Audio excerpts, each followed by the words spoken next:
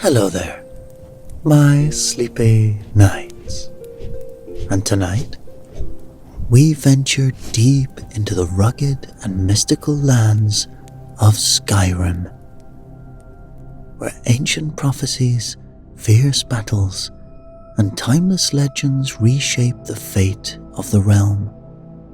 In this special collection, we bring together 3 captivating tales, and as our exploration of these tales comes to a close, a tranquil ambience will play throughout the night, carrying you gently into the welcoming embrace of sleep without interruptions from any ads. And if you enjoy this collection of Skyrim stories, please be sure to give us a like, subscribe to the channel, and let me know your thoughts in the comments below. You can now support us on our Patreon, where you get exclusive access to our Spotify playlist and early access to all of these stories. But for now, let's get cozy and step into a world where the mountains hold secrets, the winds carry ancient songs, and the legends of Skyrim await to be uncovered.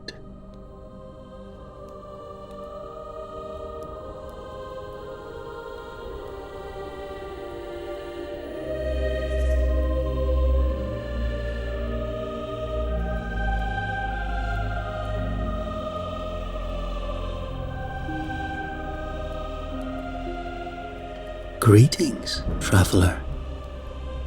I am Halvor, a storyteller whose beard has grown as white as the snows of Skyrim.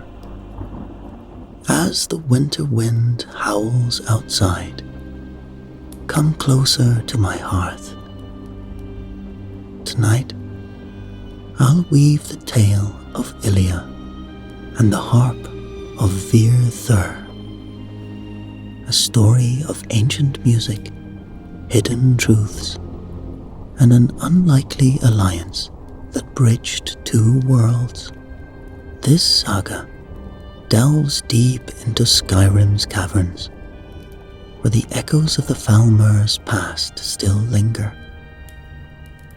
It is a tale of discovery and redemption, challenging what we thought we knew about those who dwell in darkness. So, listen closely, for in these words, you'll find not just a story, but a key to understanding the complex tapestry of our land's history.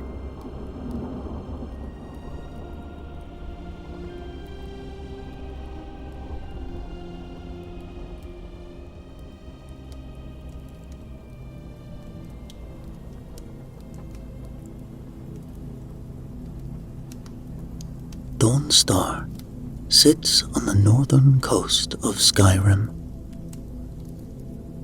a rugged city known for its port and nearby iron mines. Despite the harsh climate, with biting winds and heavy snowfall, the residents of this frontier settlement have carved out a life for themselves. The city's wooden buildings and stone walls stand as a testament to Nordic resilience. However, even in this community accustomed to hardship, recent events have begun to unsettle the populace. Strange, unexplained sounds echoing from nearby caves have become a topic of worried discussion among Dawnstar's citizens. Deep beneath the frozen earth, in a network of caves that wind their way through the very bones of the world, strange sounds echo through the darkness. They are not the familiar drip of water on stone, nor the scrabbling of cave-dwelling creatures. No, these are songs, mournful, haunting melodies that seem to carry the weight of ages long past.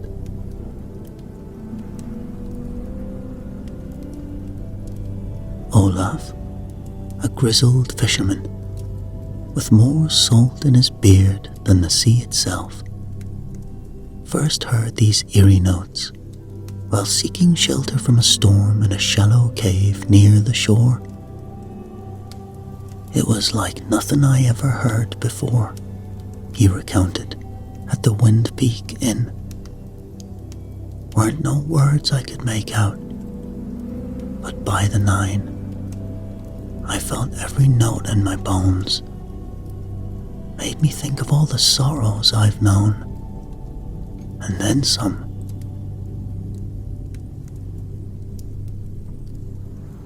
Word spread quickly through Dawnstar, as it so often does in small towns where gossip is as vital as bread.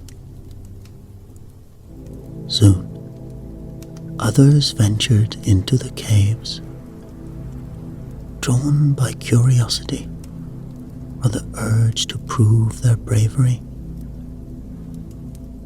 Some returned shaken, speaking of melodies that brought unbidden tears to their eyes. Others fled in terror, claiming they'd heard voices of the dead calling them to join their ranks. Brina Merilis, the town's imperial-trained guard captain, tried to maintain order and reason,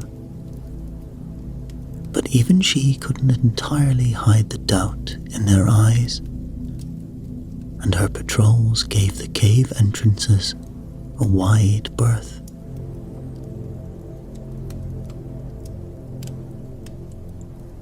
As the days passed, the locals began to avoid the area entirely.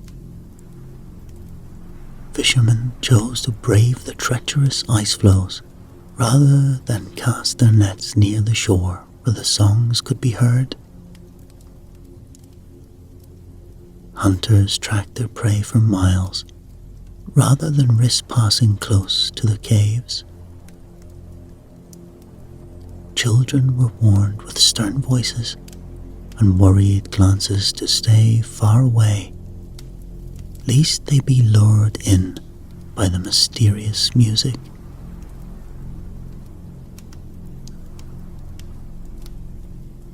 Theories abounded as to the source of the sounds. Some claimed it was the ghosts of ancient Nords singing laments for their lost glory. Others whispered of Daedric influence, fearing that some dark prince of oblivion was trying to ensnare mortal souls.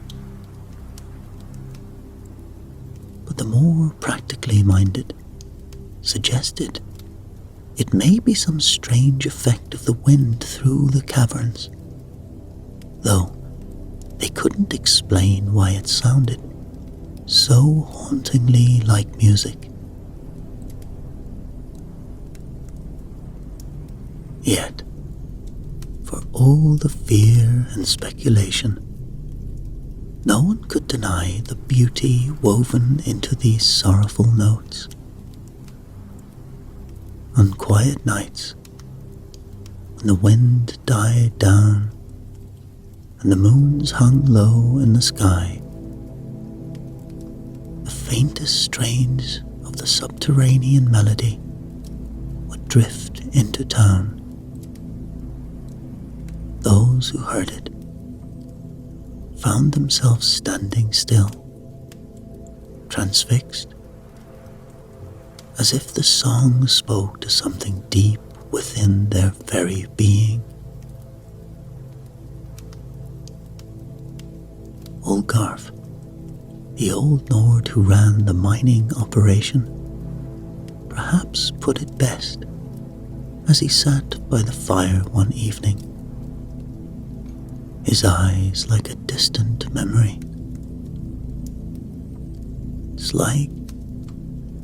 It's like the land itself is crying out. Not in pain, mind you, but in remembrance.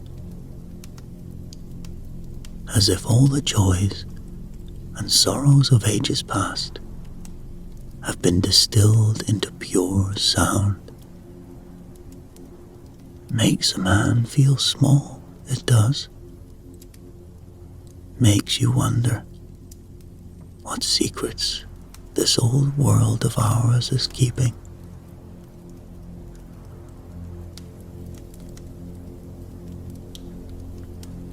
And so, the caves near Dawnstar became a place of mystery and foreboding. The songs continued day and night, season after season, a constant reminder of something ancient and unknowable dwelling beneath the frozen ground. To the people of Skyrim, accustomed to facing dangers head-on with steel and spell, this unseen, ungraspable phenomenon was perhaps the most unsettling of all. But little did they know that these forgotten echoes were but the first notes in a symphony of revelation, a prelude to a tale that would challenge everything they thought they knew about their world and its history.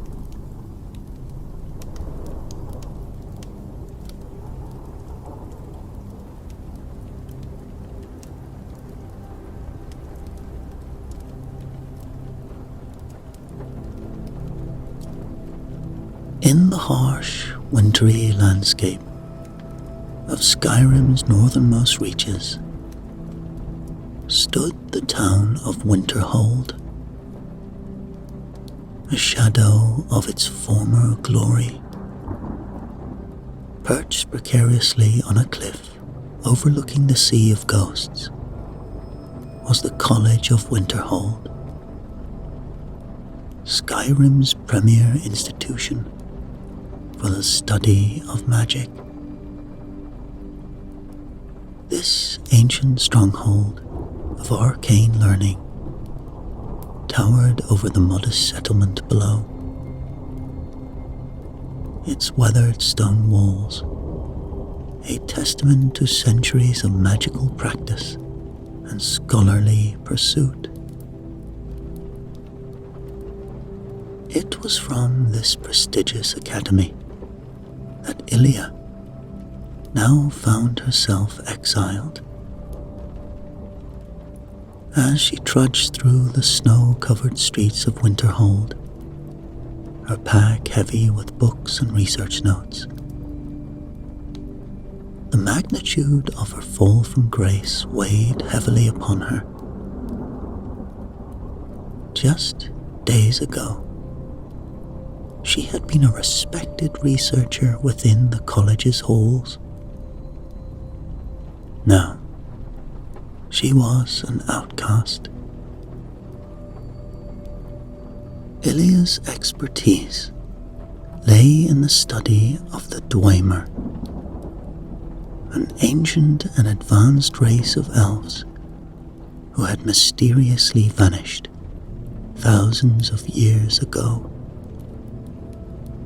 These deep elves had left behind vast underground cities filled with complex machinery and automations that continued to function long after their creator's disappearance. Unraveling the secrets of Dwemer technology and culture was considered one of the most challenging pursuits in Tamriel's scholarly circles. However, it wasn't her Dwemer research that had led Ilia's expulsion.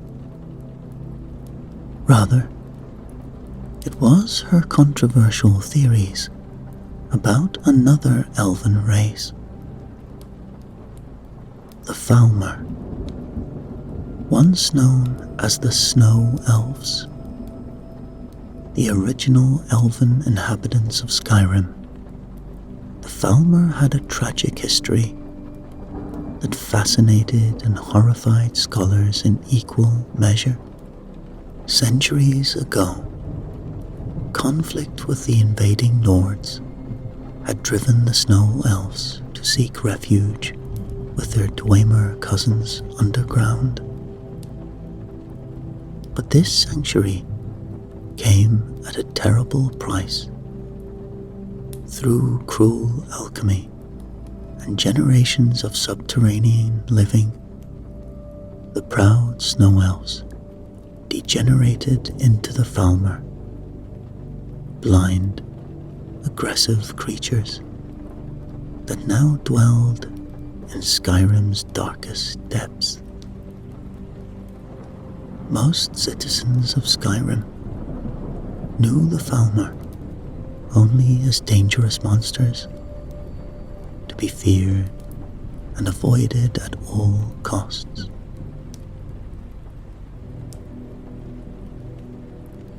Ilia, however, saw something more. Her research had led her to believe that the Falmer retained far more intelligence and cultural memory than was commonly assumed. They're not mere beasts, she had argued passionately before the college's senior members. The Falmer possess a sophisticated form of communication, complex social structures, and craftsmanship that hints at retained knowledge from their past. Her words had fallen on deaf ears. Archmage Savros Aran, the leader of the college, had dismissed her theories as dangerous speculation. And so, cast out from the only home she had known for years, Ilia found herself at a crossroads. The College of Winterhold had always been her gateway to knowledge, resources, and the respect of her peers. Without it, how could she hope to continue her research or prove her theories? As she reached the town's edge, Ilia paused to look back at the imposing silhouette of the college. Its magical lights glimmered against the stormy sky, a reminder of all she had lost. But amidst the ache of rejection, a fire of determination still burned within her. She would find a way to uncover the truth about the Falmer, to bridge the gap between their tragic past and their misunderstood present. Little did Ilia know that her path would soon lead her to the heart of a mystery far deeper than she ever imagined.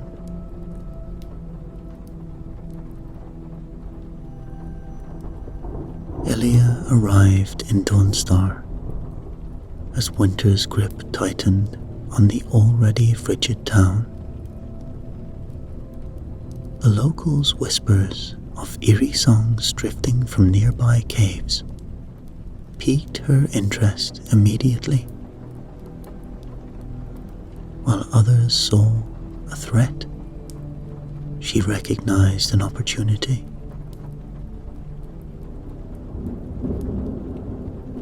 Preparations for her expedition were met with a mixture of concern and skepticism from Dawnstar's residents. Thoring, the innkeeper at Windpeak Inn, shook his head as he helped her gather supplies. "Those caves aren't meant for the living," he warned. "Whatever's making those sounds, it's best left alone." But Ilya was undeterred. On a grey morning, with snow falling in lazy flakes, she set out for the maze of caverns that honeycombed the cliffs near Dawnstar.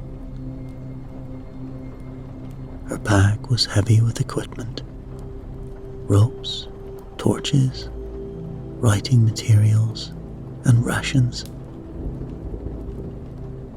More precious still were her notebooks, filled with years of research on Falmer culture and linguistics.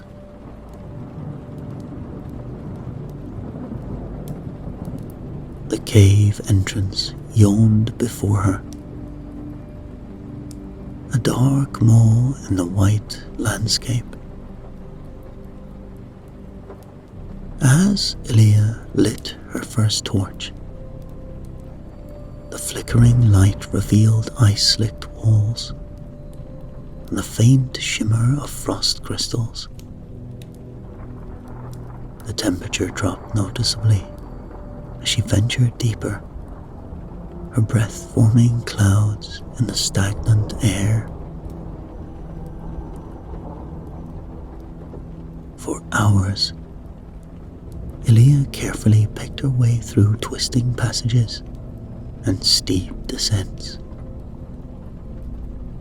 The silence was oppressive, broken only by the occasional drip of water or the crunch of loose stones beneath her feet. She began to wonder if the locals' tales of ghostly music were just that, tales.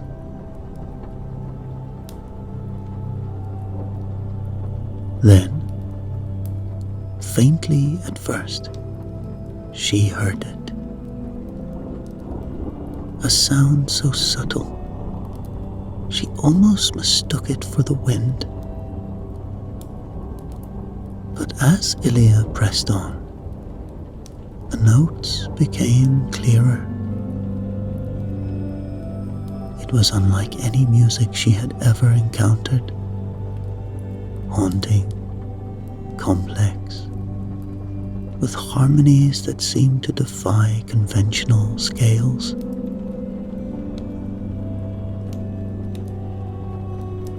Excitement quickened her steps. This was no natural phenomenon. The intricacy of the melody spoke of intelligence and intention. Ilya's torch illuminated a widening in the passage ahead. As she entered a larger cavern, she gasped. The walls were covered in carvings.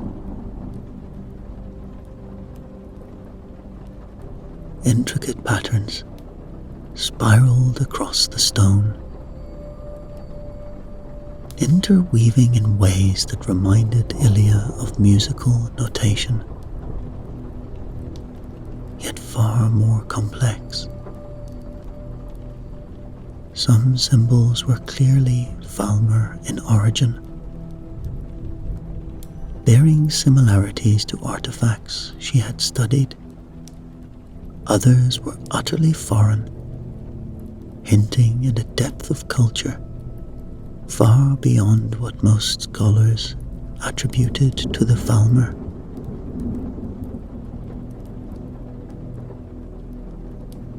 With trembling hands, Ilya began to sketch the carvings in her notebook.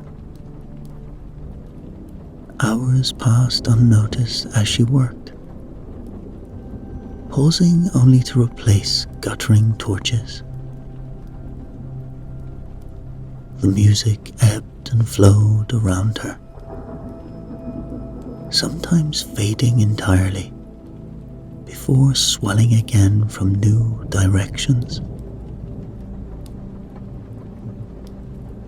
As she studied the carvings, patterns began to emerge. Certain sequences of symbols appeared to correspond with changes in the melody. Was this a form of musical transcription, or something even more profound, a language where music and meaning were inextricably linked?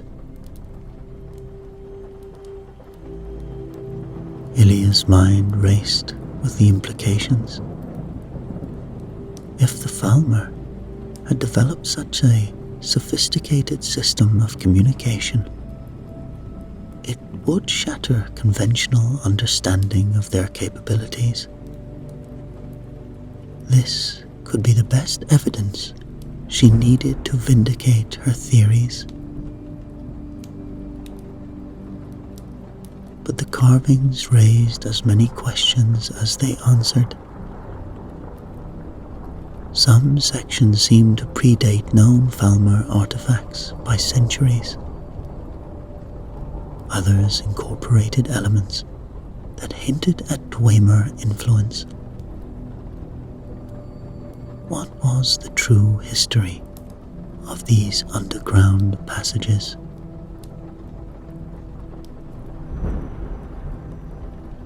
As Ilia delved deeper into the cavern system, the music grew stronger. She could almost feel it resonating in her bones, stirring emotions she couldn't quite name. There was a sadness there, certainly, but also a fierce determination and flashes of what might have been joy.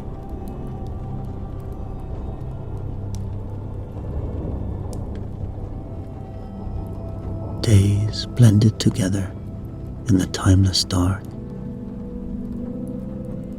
Ilia pushed on, driven by the tantalizing promise of answers just around the next bend.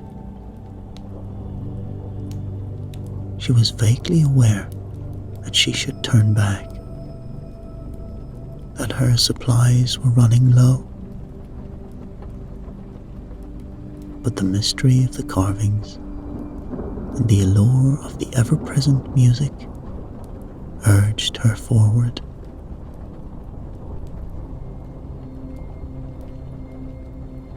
It was during a moment of rest, as she reviewed her notes by torchlight, that Ilia realized the true scale of this discovery. These caves weren't just a refuge or a simple dwelling place. They were an archive, a repository of Falmer culture, preserved in stone and song.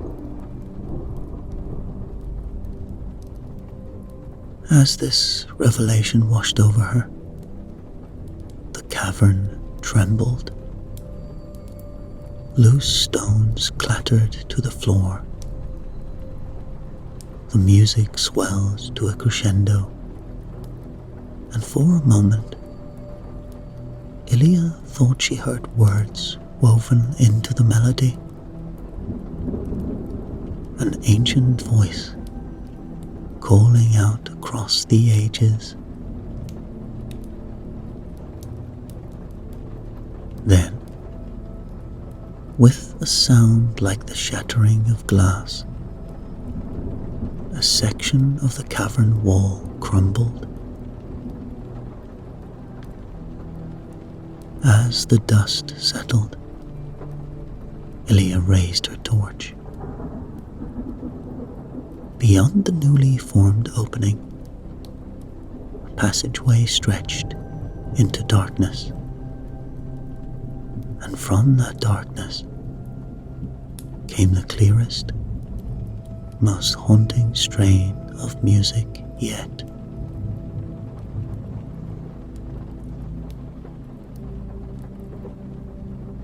With a deep breath, she gathered her courage and her notes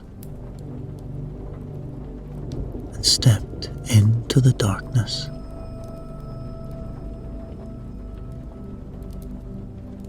As she delved deeper, the carvings on the walls here began to tell a more coherent story. Her torch illuminated panel after panel of intricate pictures, each one adding to a narrative that spanned centuries. At the center of this tale was a figure named Virthur, a snow elf bard of extraordinary talent and foresight. The snow elves were the original elven inhabitants of the province. They built a sophisticated civilization in the frozen north, long before the arrival of humans. Tall, fair, and gifted with powerful magic, the snow elves were a proud and accomplished people.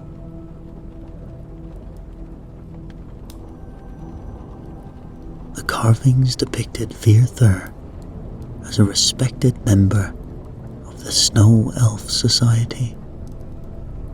His music, celebrated in grand halls and quiet groves alike. But as Ilia traced the story with her fingers, she noticed a shift in tone. The images began to show scenes of conflict,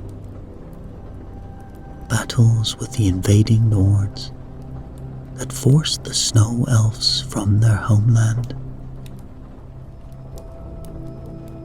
In desperation, the carvings showed the snow elves turning to their distant cousins, the Dwemer, for aid. The Dwemer, or the Deep Elves, were renowned for their advanced technology and vast underground cities.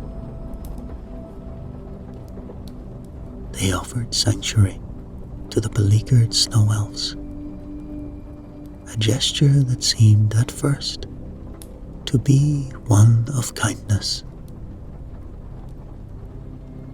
But Virthur, according to the carvings, was troubled. Ilia's breath caught as she deciphered a series of symbols that seemed to represent prophetic visions. The bard had foreseen a great betrayal. The Dwemer's true intentions were far from benevolent. The next panels showed Virthur's attempts to warn his people, his music taking on new, urgent tones. But pride and desperation had blinded the snow elf leaders. They dismissed Virthur's concerns, seeing the Dwemer's offer as their only hope for survival. As Ilia studied the final carvings in this sequence, she felt a chill that had nothing to do with the cave's temperature. They showed the snow elves descending into the Dwemer cities, unaware that they were walking into a trap that would alter their very nature. The story of Virthur didn't end there, though. The carvings hinted at a desperate plan, a final attempt to preserve some essence of snow elf culture before it was lost forever. But the details of this plan were frustratingly vague, as if the carver had been interrupted or forced to conceal the true meaning.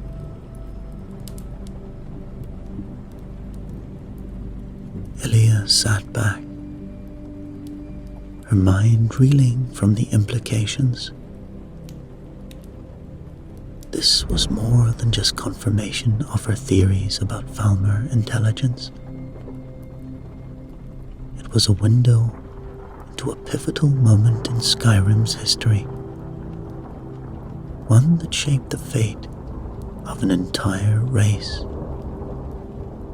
With renewed determination, Ilia gathered her notes. The tale of Virthur and the fall of the Snow Elves was just the beginning. Somewhere in these caves, she was certain, lay the key to understanding the full extent of the bard's legacy. Perhaps a way to bridge the vast gulf between Falmer's tragic past and their present state.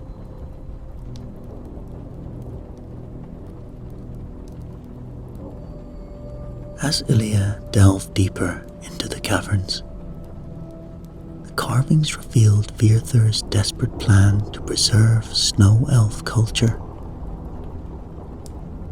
The bard had created a magical harp, a marvel that combined the mystical properties of Falmer tears with Dwemer technology.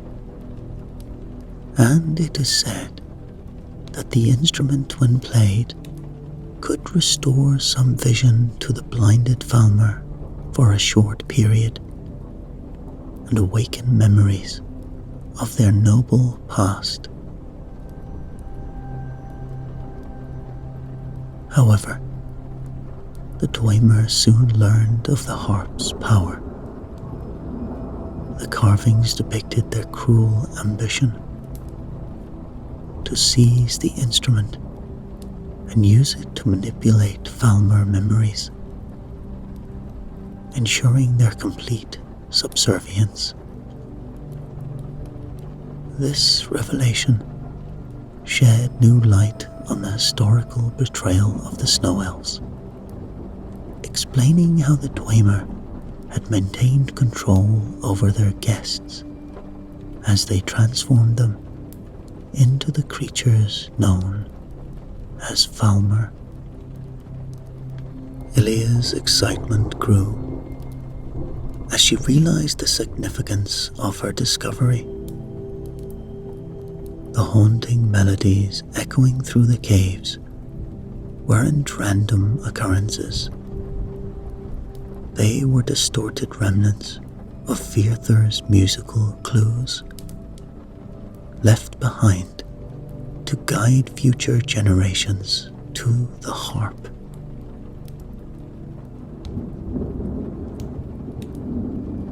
This realization forced Ilia to adapt her research methods. Traditional scholarly approaches wouldn't suffice in this environment. She had to learn to see with her ears, to interpret the subtle changes in the cave's acoustics as potential indicators of hidden passages or chambers.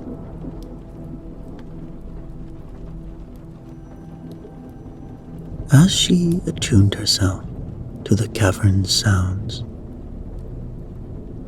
Ilia felt a growing connection to Virthur's mission. The bard's foresight and determination to preserve his people's legacy even in the face of overwhelming odds, resonated deeply inside of her. With each passing hour, the echoes seemed to grow clearer, guiding Ilia further into the mountain's heart. She knew she was on the verge of a discovery that could rewrite Skyrim's history. If only she could decipher the final clues that would lead her to Vierthur's legendary harp. The flickering torch illuminated a hunched figure in the cavern ahead.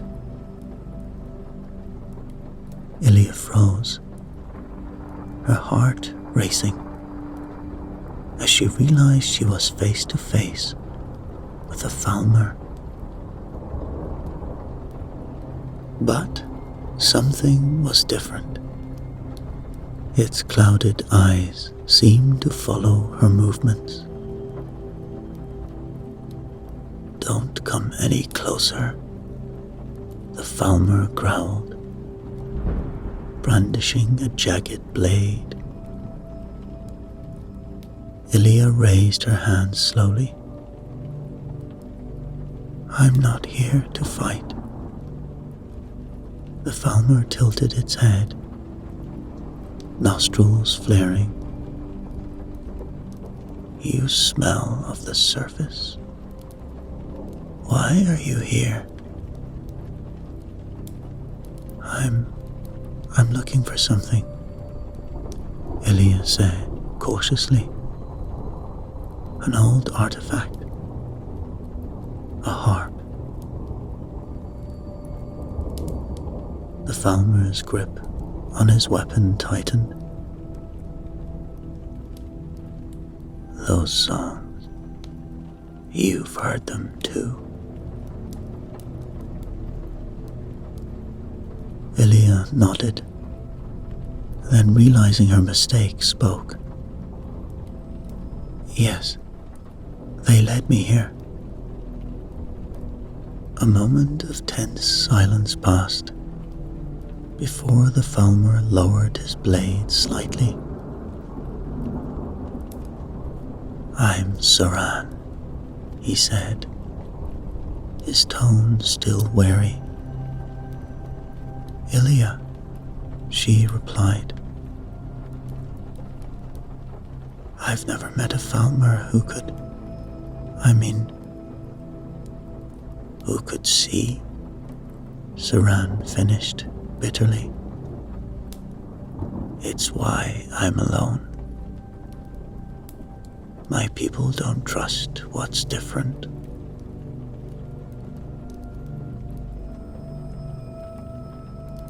Ilia took a cautious step forward. "I could use a guide. These caves are treacherous." Saran scoffed. "And why would I help you, surface dweller?" "Because you're curious," Ilia ventured. "About the harp. About why I'm here. Maybe even about the world above." Saran was quiet for a long moment. Finally, he grunted. "Fine, but try anything, and you'll never see daylight again." As they set off deeper into the caverns, an uneasy alliance was formed. Neither fully trusted the other, but both sensed the potential of their unexpected partnership. Their journey would test not only their survival skills, but also challenge everything they thought they knew about each other's worlds.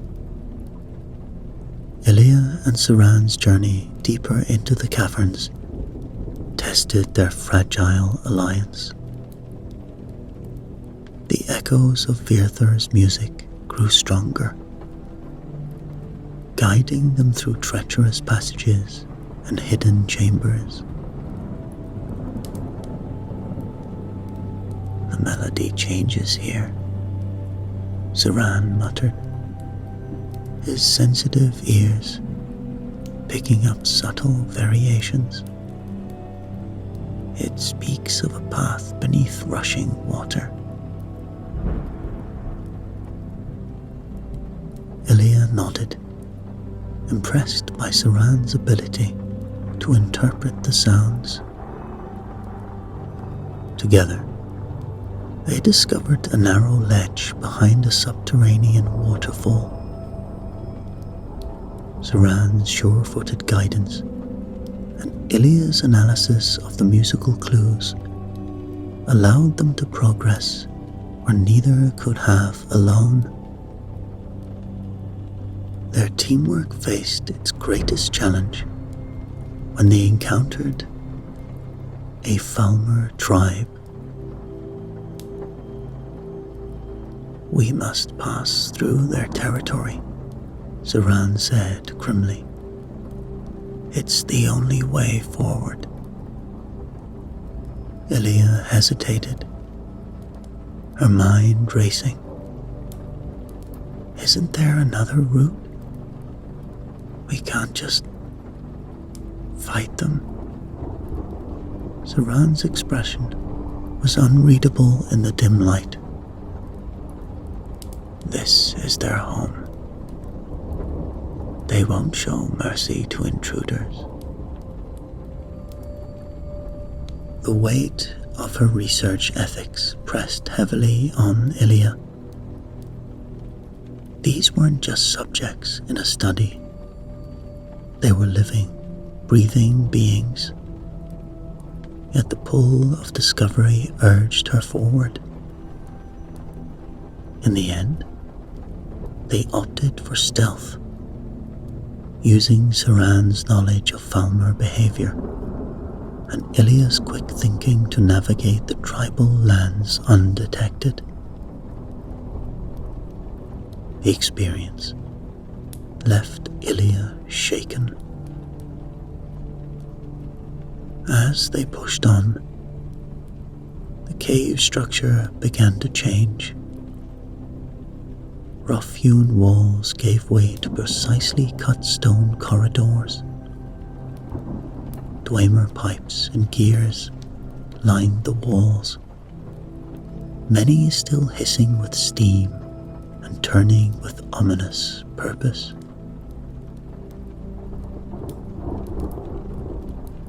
"The Dwemer's torch is heavy here," Ilia observed, her voice hushed with awe. Their wonderment was short-lived.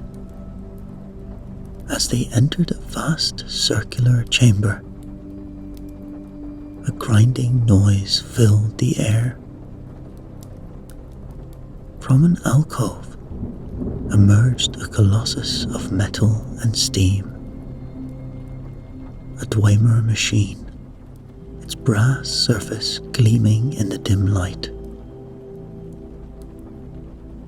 "What manner of creature is this?" Saran hissed, his limited vision struggling to comprehend the massive structure.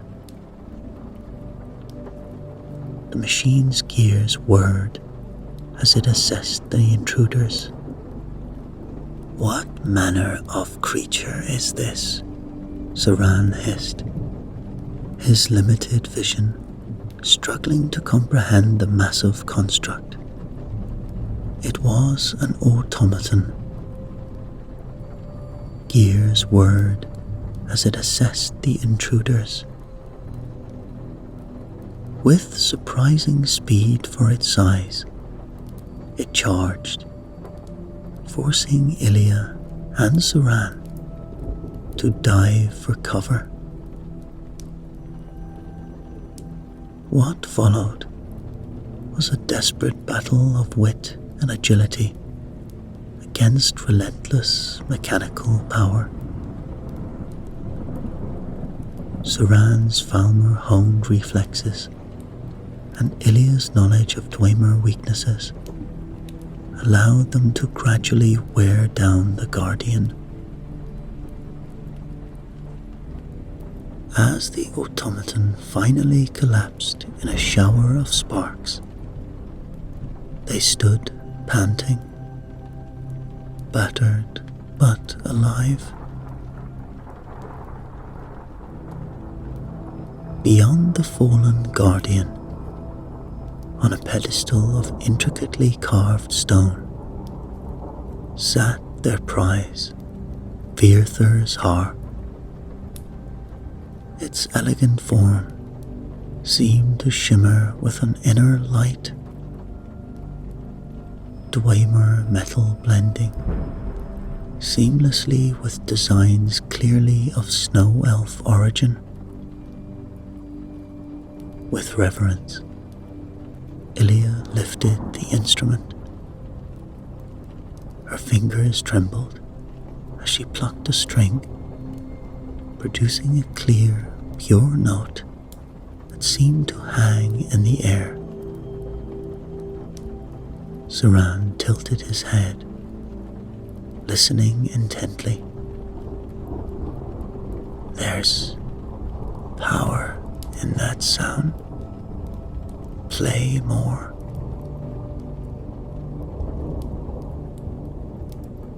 Ilia began a simple melody, one of the phrases they had followed through the caves.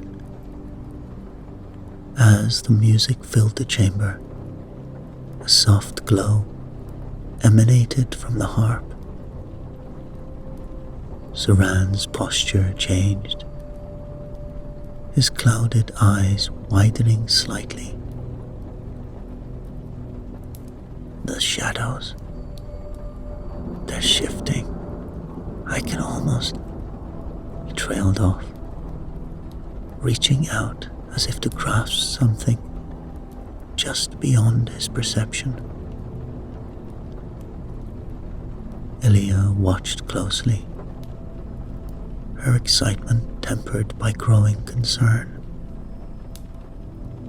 The harp's glow was already beginning to dim, the notes losing their resonance. "What do you feel?" she asked urgently. He shook his head, frustration evident in his voice. Visions, flashes of something, places I've never seen yet somehow remember. But it's fading, slipping away like mist. As the last notes died away, Suran's shoulders slumped. It's gone now. Whatever it wasn't enough to restore what we've lost.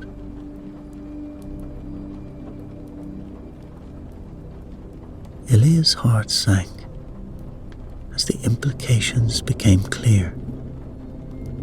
The harp still held power,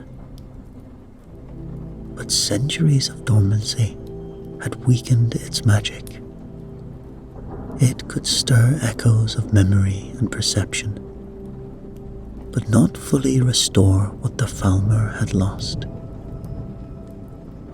"I'm sorry, Suran," Ilia said softly. "I had hoped." Suran was quiet for a long moment before speaking.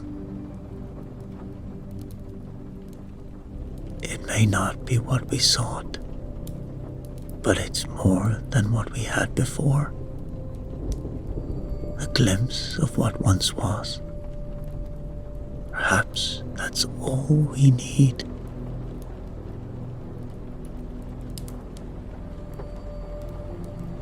As they stood in the ancient chamber, the weight of their discovery settled upon them. The harp was both a triumph and a poignant reminder of all that had been lost. Yet, in that moment, as a scholar on the surface and an outcast of the depths stood side by side, a spark of understanding flickered between them. Perhaps the harp's power had diminished, but the bond forged between Ilia and Saran hinted at a different kind of restoration, one that could begin to bridge the chasm between two worlds long divided. Soon, Ilia and Saran found themselves grappling with an unexpected ethical dilemma. We can't simply leave the harp here, Ilia mused, her academic mind racing with possibilities. Think of what this could mean for your people, Saran. A chance to reclaim your history, your culture. Saran's expression darkened. And what good would that do? To give my people a taste of what was lost, only to have it slip away again. He gestured around the cavern. We've adapted to survive in this world of darkness. Stirring up memories of past glory could breed resentment, maybe even violence. Ilia paused, considering his words. The complex history of the Falmer weighed heavily on her mind. But knowledge is power, she argued. Understanding your past could help shape a better future. The Falmer aren't just mindless creatures, as so many in Skyrim believe. The debate continued as they made their way back through the winding caverns. Each use of the harp brought new insights, but also new questions. They witnessed firsthand how even brief glimpses of the past could profoundly affect the Falmer they encountered. Finally, as they neared the surface, a compromise began to take shape. Use the harp sparingly, Ilia proposed, not to fully restore what was lost, but to gradually reintroduce elements of Falmer culture. A slow awakening, giving your people time to adapt and understand. Saran nodded slowly. And we do it together. Your knowledge of history, my understanding of our current ways. We could bridge the gap between our worlds. And so, a new partnership was born. Over the months that followed, Ilia and Saran worked tirelessly. They used the harp in carefully chosen moments, introducing snippets of snow elf music, art and history to small groups of Falmer. The process was slow and often fraught with challenges. Some Falmer reacted with fear or aggression to these strange new visions. Others embraced them with an eagerness that was almost heartbreaking.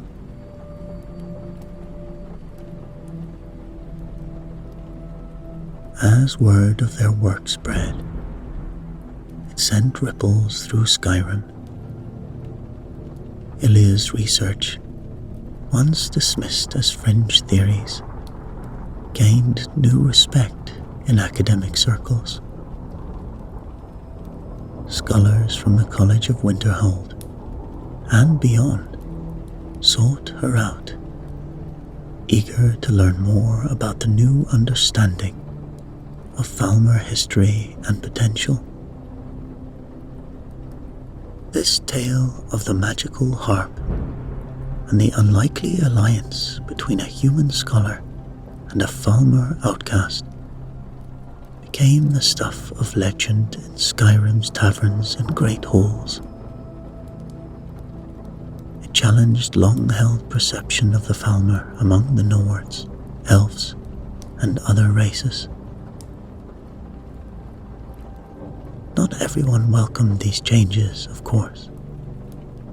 Some saw the awakening of Falmer culture as a threat stirring up old fears. Others dismissed it as a futile endeavor, arguing that the Falmer were too far gone to ever reclaim their past.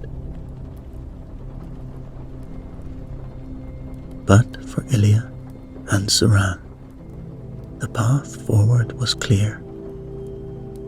They had uncovered not just an artifact, but a new possibility for understanding and cooperation. The harp's music, though faded, had sparked a harmony between two worlds, long divided. As they stood at the mouth of the cave, looking out over Skyrim's rugged landscape, Ilia turned to her unlikely friend. "What do you think Virthur would make of all this?" she asked. Saran was quiet for a moment, his clouded eyes focused on some distant point. "I think," he said, "he would be pleased to know his music still echoes, even if not in the way he intended." The wind carried the faint strains of a melody from the depths behind them, a bitter-sweet reminder of all that had been lost and all that might yet be regained.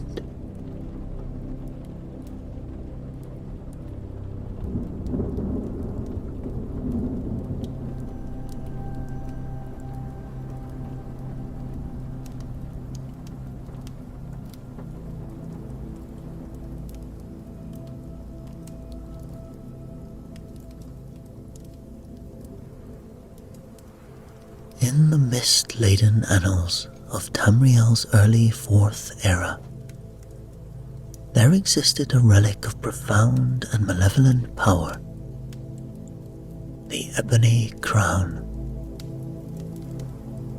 Forged in the shadowed depths of Cold Harbor by the Daedric prince Molag Bal,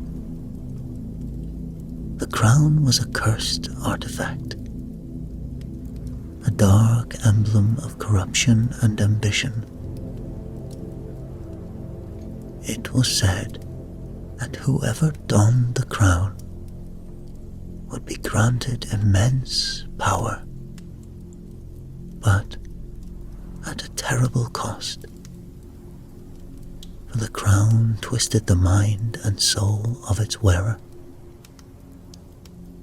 driving them to madness and ruin. The legend of the Ebony Crown was steeped in ominous history and vivid imagery.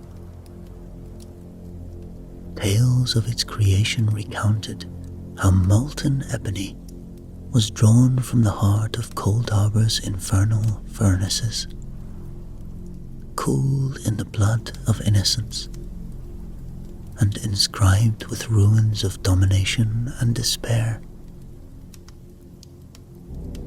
Molag Bol himself bestowed this dark gift upon King Vuldar of the Reach, a tyrant whose heart was as cold as the Daedric prince's own.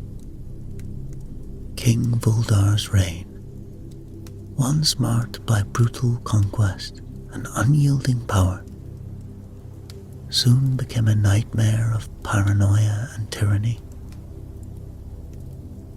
The crown's influence twisted his thoughts, turning his dreams into visions of betrayal and his desires into obsessions. Under its dark influence, Vuldar unleashed horrors upon his kingdom, inflicting suffering and fear upon his subjects. His madness culminated in a desperate and bloody rebellion, led by his court mage, Thorthren, who sealed the crown within the mountain, hoping to bury its curse forever.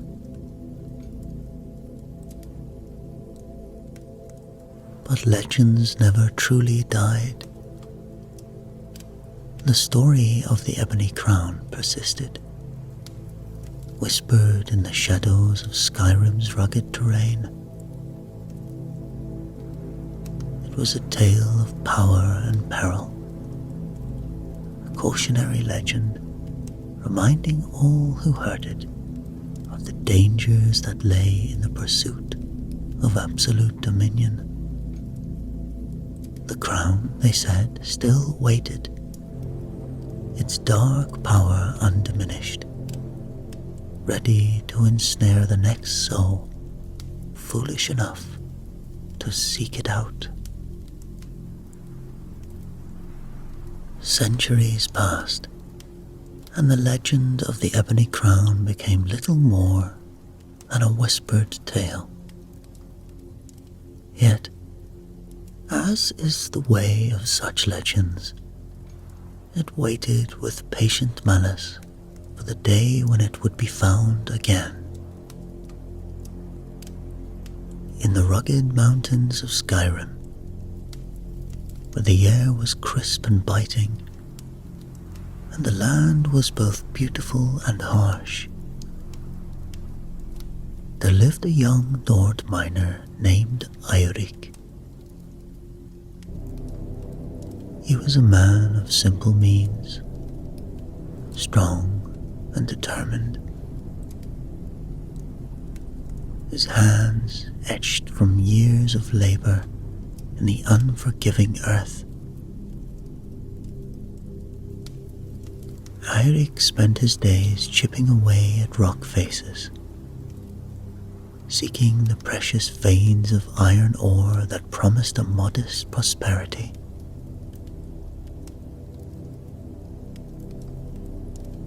One cold, clear morning, as the sun crested the jagged peaks and cast long shadows into the valleys below, it is said Eirik ventured further into the mountains than he had ever done before.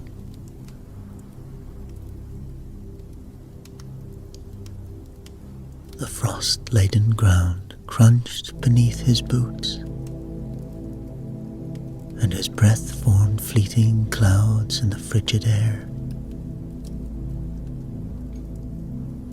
He had heard rumors of rich veins hidden deep within the forgotten crags, and his heart thrummed with the hope of discovery.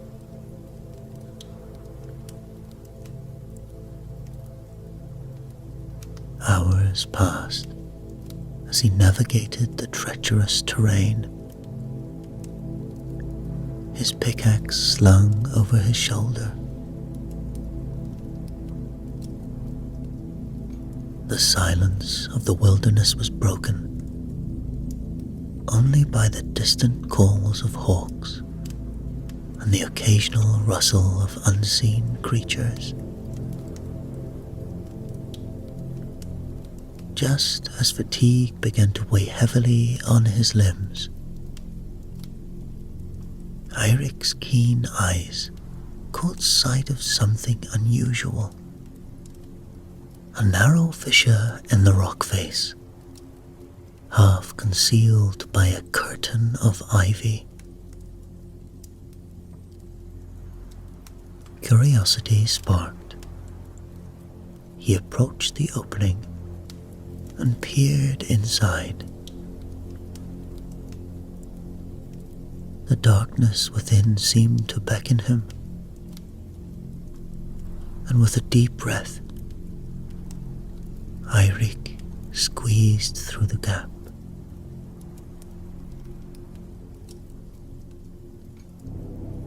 His boots scuffed against the stone as he descended into the unknown. The light from the world outside gradually fading until he was enveloped in pitch black. He fumbled for the flint in his pack, striking it to ignite a torch. The flame flickered to life, casting dancing shadows on the rough walls of the cave.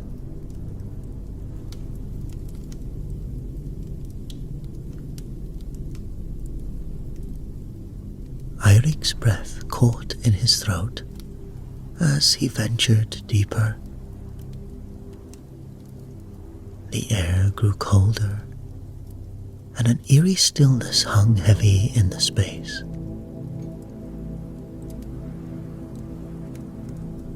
The walls of the cave were adorned with ancient carvings, their meanings lost to time, but their presence speaking of a forgotten past.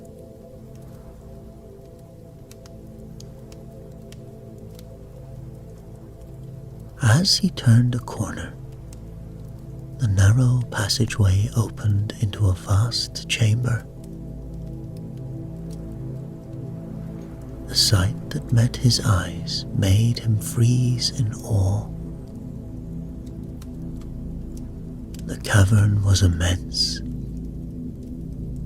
its ceiling lost in the gloom above. And there, in the center of the chamber, bathed in a faint, otherworldly light, stood a stone pedestal.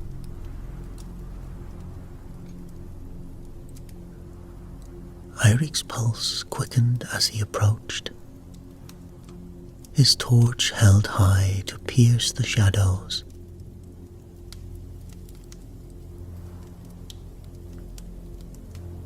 Upon the pedestal rested the ebony crown. Even in the dim light, its dark, polished surface seemed to absorb the torchlight, giving off an almost palpable aura of power and malevolence. The crown was wrought of blackened ebony, its surface intricately carved with sinister runes and adorned with cruel spikes that seemed to promise pain to any who dared wear it. A faint, eerie glow emanated from the ruins, casting flickering patterns on the cavern walls.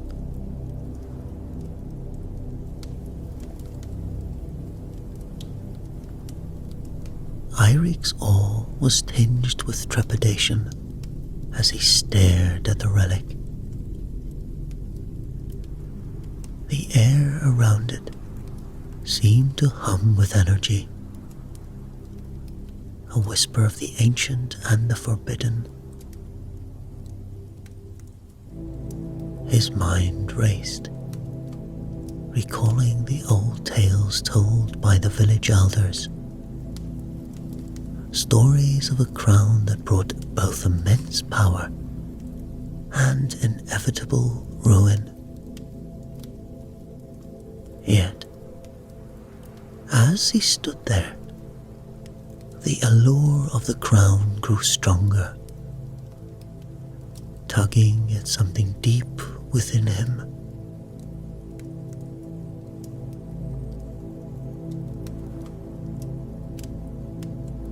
Compelled by a force he could not name, Eirik reached out, his fingers trembling as they brushed against the cold, smooth surface of the ebony crown. The moment his skin made contact, a shiver ran through him, and a whispering voice seemed to echo in his mind, promising greatness, dominion, and untold power.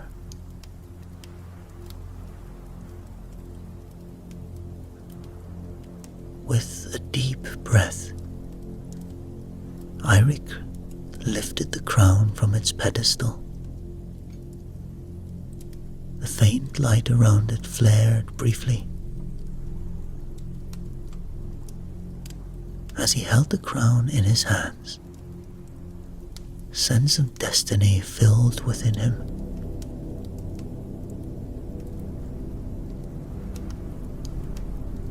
The cave seemed to exhale a sigh as Eirik made his decision. He turned and made his way back through the labyrinth of passages, the crown clutched tightly to his chest.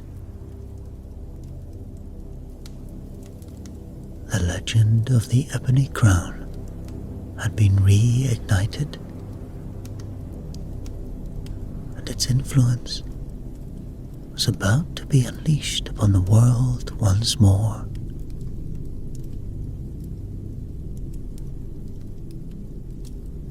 The journey back to the village was long,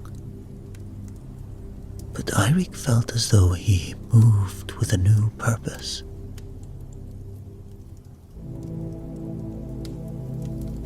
The cold of Skyrim bit at his skin, but he barely felt it. His mind consumed by thoughts of the crown, its dark beauty had captivated him, and the memory of its cold, smooth surface lingered in his thoughts like a shadow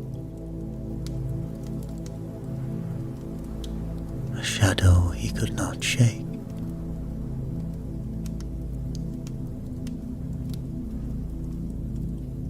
As he approached his modest home, nestled among the other humble dwellings of the village,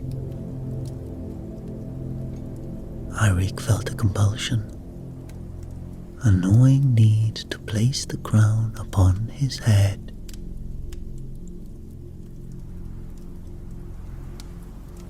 He hesitated only a moment, standing in the dim light of his hearth, before succumbing to the crown's silent call. And with deliberate slowness, he lifted the crown and set it upon his brow.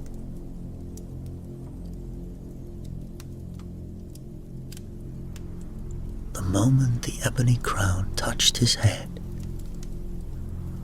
a wave of cold fire surged through Eirik's veins.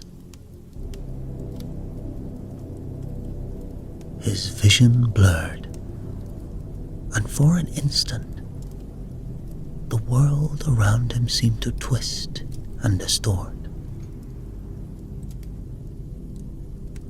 shadows danced at the edges of his sight, and whispers filled his ears, seductive and insistent.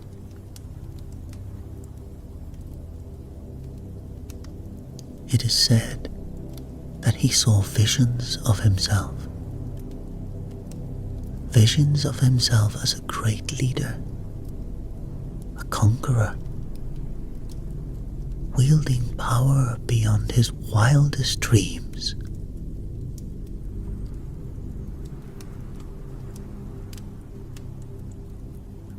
Eirik's initial fascination with the crown quickly grew into an obsession. He found himself constantly reaching up to touch it, feeling the cold against his skin. And the whispers in his mind grew louder, urging him to embrace his destiny, to seize control and bend others to his will.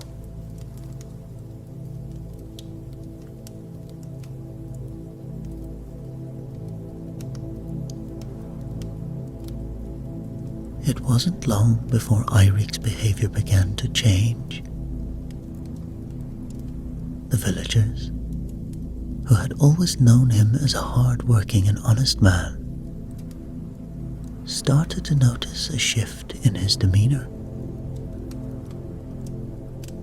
Eirik, once humble and kind, became increasingly ambitious.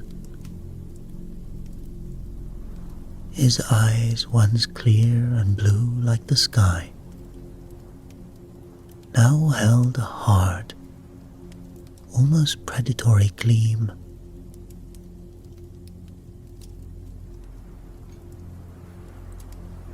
The first signs of his transformation were subtle.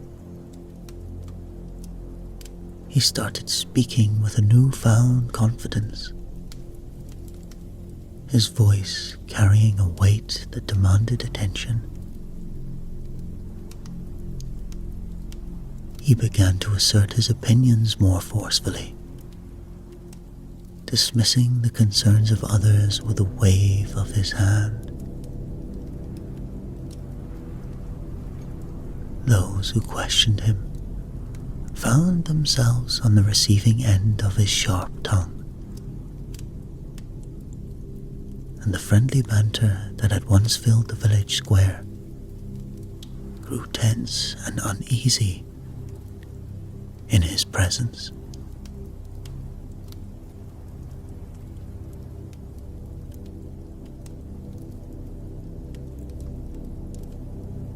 One evening, as the village gathered for a communal meal, Eirik stood before them, the crown gleaming darkly atop his head. He spoke of grand plans to lead the village to prosperity, promising riches and power to those who would follow him.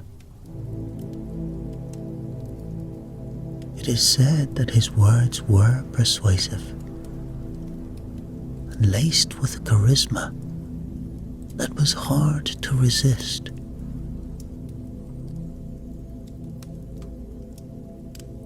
Many of the villagers found themselves nodding along, captivated by his grand vision. But not everyone was swayed. Old Sigrid, a respected elder, voiced her doubts. Eirik's response was swift and harsh. It is said he publicly humiliated Sigrid, mocking her age and wisdom, his words dripping with disdain. The villagers watched in stunned silence as their once gentle neighbor unleashed his venom upon her.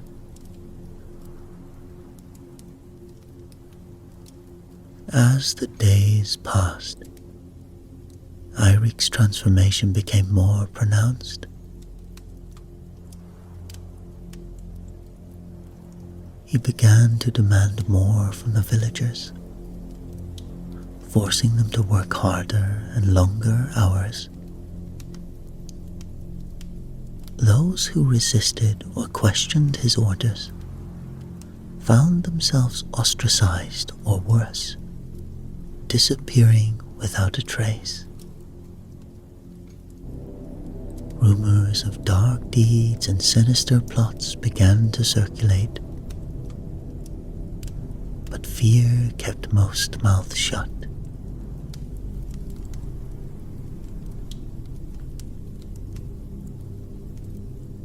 Eirik's ambition knew no bounds. He took over the village's resources, hoarding supplies and wealth for himself. And slowly he began to build a personal guard, a group of loyal followers who enforced his will with ruthless efficiency. The village, once a place of cooperation and community, now lived under the shadow of fear.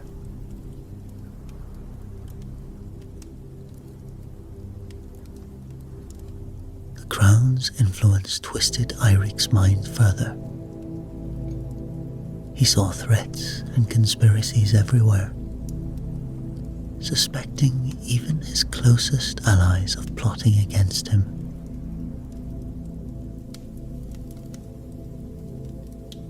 One fateful night, Eirik's oldest friend, Bjorn, confronted him in the village square. Bjorn had always been loyal, but he could no longer stand by and watch his friend become a monster.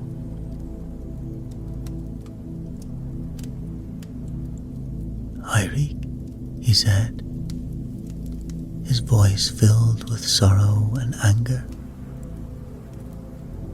"this crown is destroying you.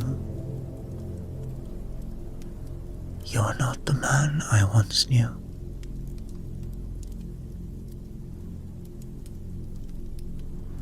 Eirik's response was immediate and brutal. He accused Bjorn of treachery, his voice echoing with the authority of a king.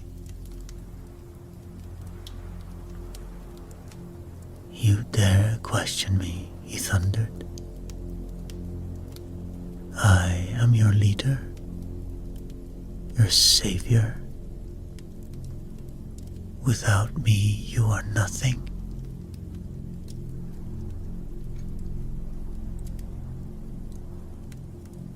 In a fit of rage, Eirik ordered his guards to seize Bjorn. The village watched in horror as Bjorn was dragged away, his cries of protest falling on deaf ears. The village's atmosphere grew tense and uneasy. Those who opposed Eirik's rule began to disappear, one by one. On one particularly chilling night, a group of villagers gathered in secret, huddled around a small fire in the forest. They spoke of their fears, the strange and dark changes that had come over their village. "Eirik was a good man," one said, "but that crown, it is cursed. It has twisted him into something else."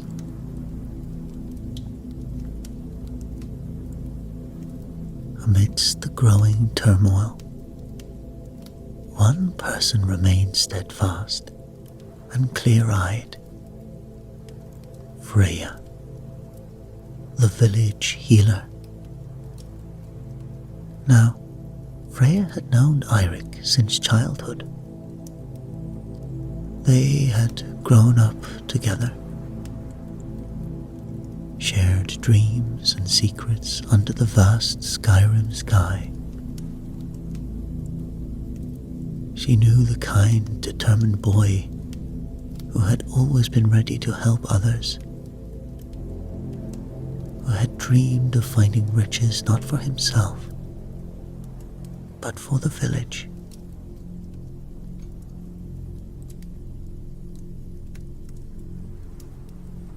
Freya had always been a pillar of the community.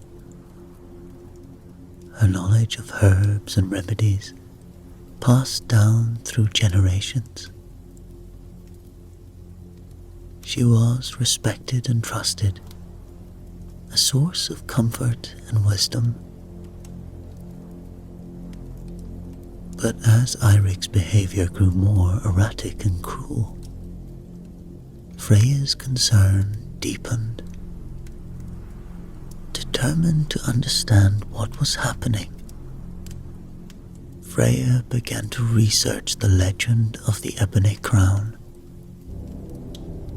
She delved into ancient scrolls, seeking any mention of a cursed crown and its history. One night, in the dim glow of her fire, Freya came across an old, weathered manuscript.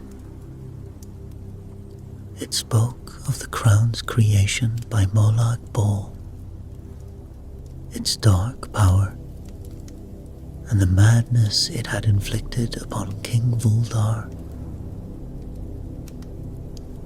The scrolls spoke of the crown's insidious whispers, how it fed on the wearer's desires and fears, driving them to acts of madness.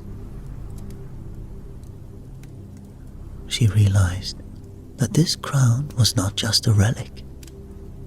It was a living, malevolent force, corrupting all who dared to wear it.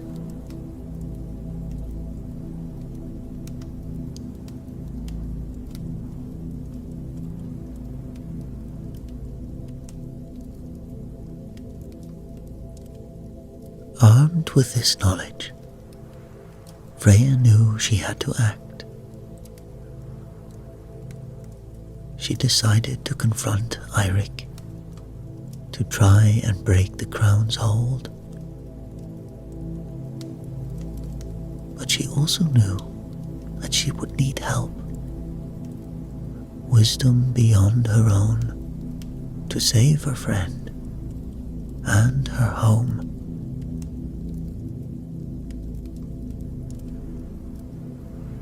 And so it is said that with a heavy heart and a determined spirit, Freya prepared for a journey to seek the counsel of the Greybeards.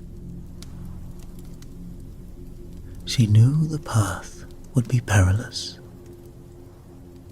but it was a risk she was willing to take for the sake of her friend and for the village she loved. She would face whatever challenges lay ahead.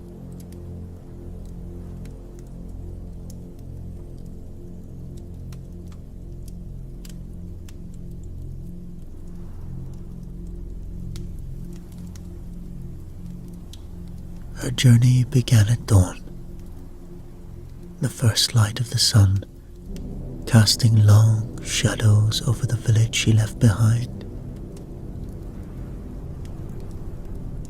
She carried only the essentials: satchel of herbs, flask of water, and a small knife for protection. The road was long and fraught with danger, but she pressed on, driven by the hope that the Greybeards would have the answers she sought.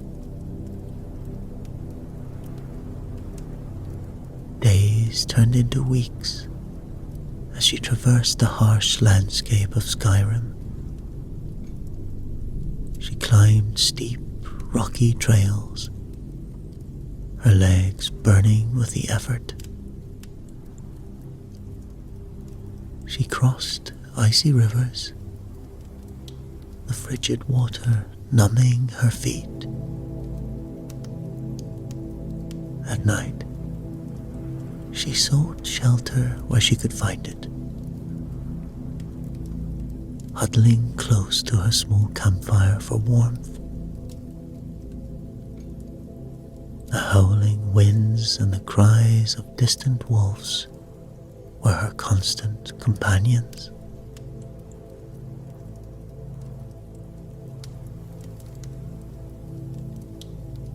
Despite the hardships, Freya's spirit remained unbroken. She drew strength from the memories of Eirik's smile, the sound of the villagers' laughter, and the hope of a brighter future. Her journey was a pilgrimage of sorts, each step a prayer for guidance and strength.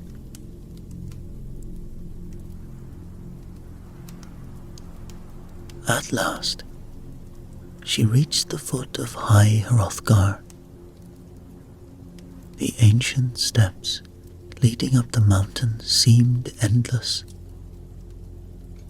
disappearing into the clouds above. She took a deep breath, steeling herself for the final ascent. When she reached the summit, she was greeted by the solemn silence of the Greybeard sanctuary. The ancient stone walls and towering arches exuded a sense of timeless wisdom and serenity. Freya felt a profound sense of awe and reverence as she stepped into the hallowed halls of High Hrothgar.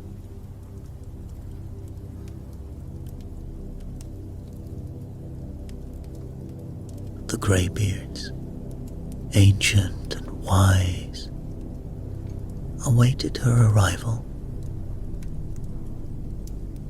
They were shrouded in their traditional robes, their faces lined with the wisdom of the ages.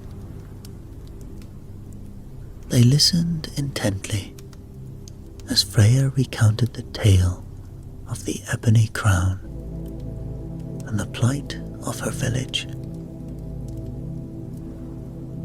Their eyes, though old, were sharp with understanding and compassion.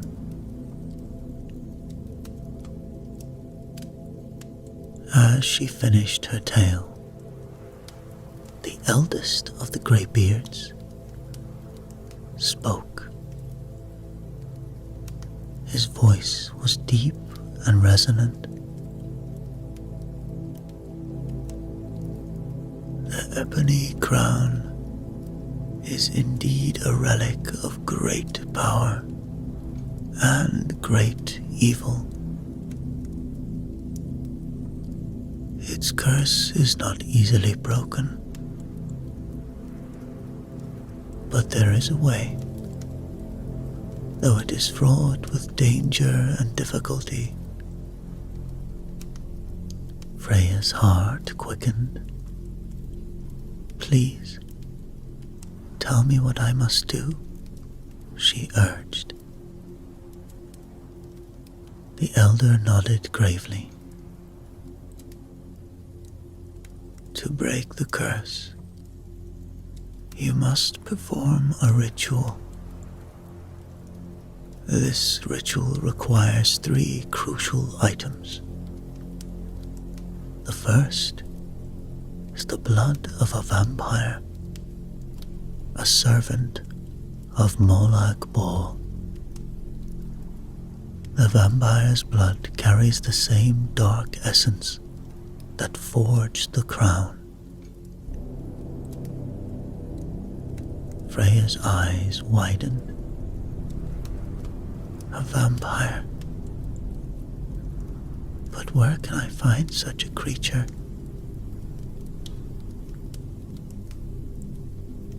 You must journey to Morthal, the elder replied. There you will find a coven of vampires. Seek out their lord and obtain his blood. It will not be an easy task, for vampires are powerful and cunning.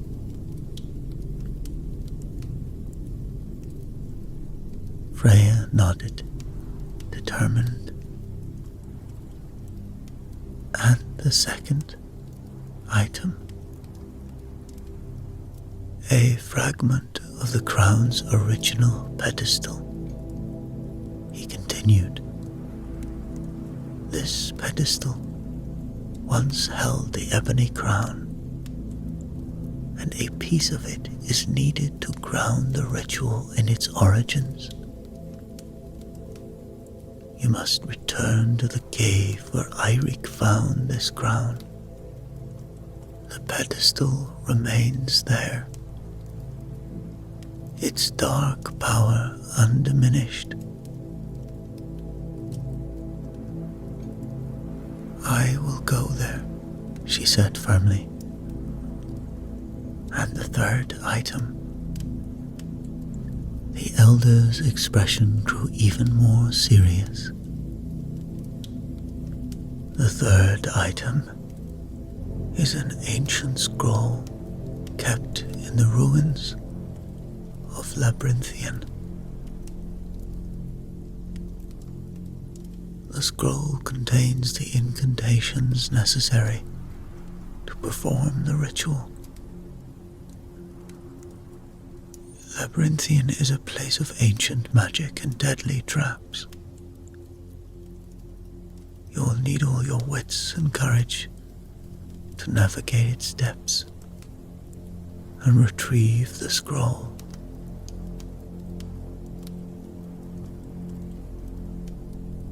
Freya felt a mixture of fear and resolve. The path ahead was daunting, but she knew she had no choice. Thank you, Greybeards, for your wisdom and guidance. I will do whatever it takes to save Eirik and my village. The elder placed a hand on her shoulder, his eyes filled with compassion. May the gods watch over you. Go with our blessings.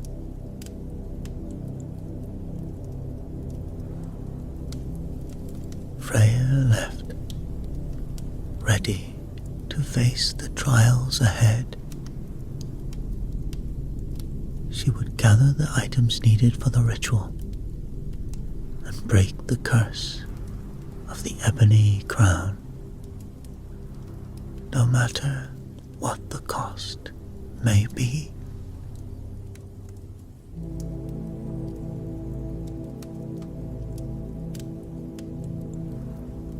Freya's journey to Morthal was fraught with unease. The village was known for its eerie atmosphere and proximity to vampire lairs. The sky above was overcast, casting a perpetual gloom over the marshlands. Mist curled around the twisted trees, and the air was thick with with the scent of decay.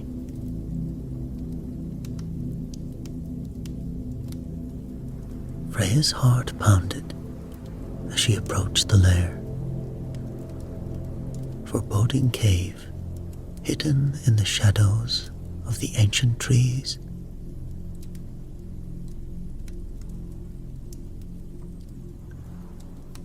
As she stepped inside, the temperature dropped and a chilling silence enveloped her.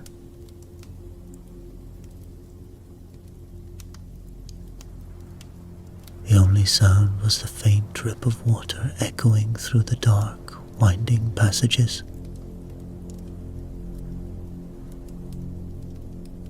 Freya gripped her small knife tightly, her eyes scanning the darkness for any signs of movement. She knew that vampires were creatures of the night, their senses sharp, their hunger insatiable.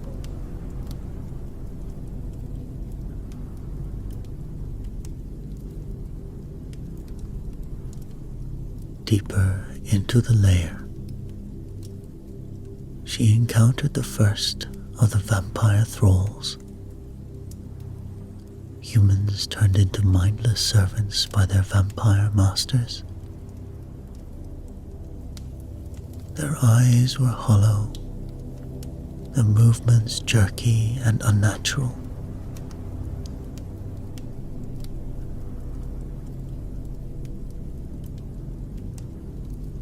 Freya moved silently in the shadows, allowing her to slip past undetected. Finally, she reached the heart of the lair.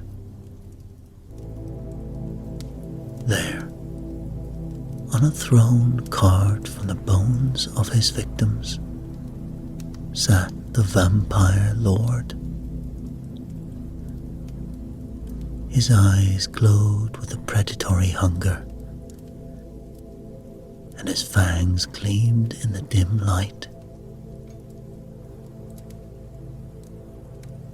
Freya took a deep breath, steeling herself for the battle ahead.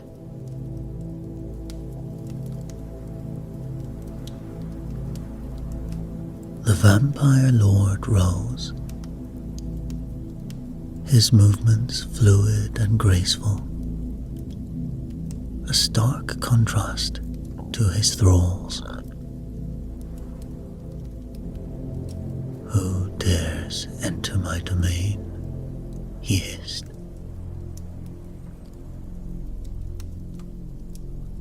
"I seek your blood, creature," Freya replied,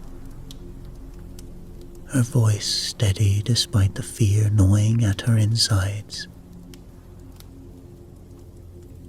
"For it is the key to breaking the curse of the ebony crown."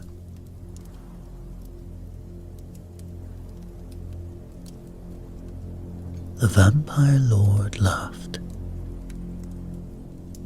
a chilling sound that echoed through the cavern. "Foolish mortal, you will only find death here." With a swift motion, he lunged at her. Freya dodged, her knife flashing as she struck at his side. The battle was fierce and desperate. The vampire lord's speed and strength, matched by Freya's agility and determination.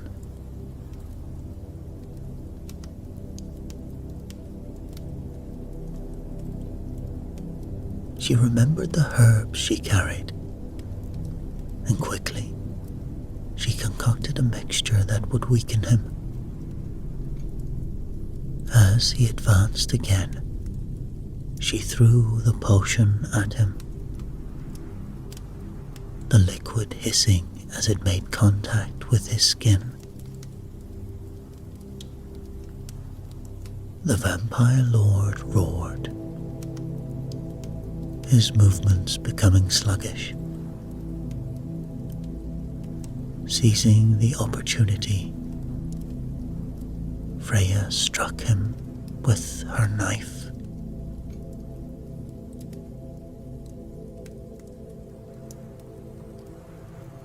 The vampire lord collapsed, his body dissolving into ash. Freya quickly collected a vial of his blood, her hands trembling with exhaustion and relief.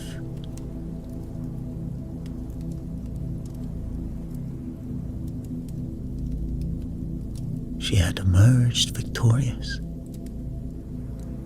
but the quest was far from over.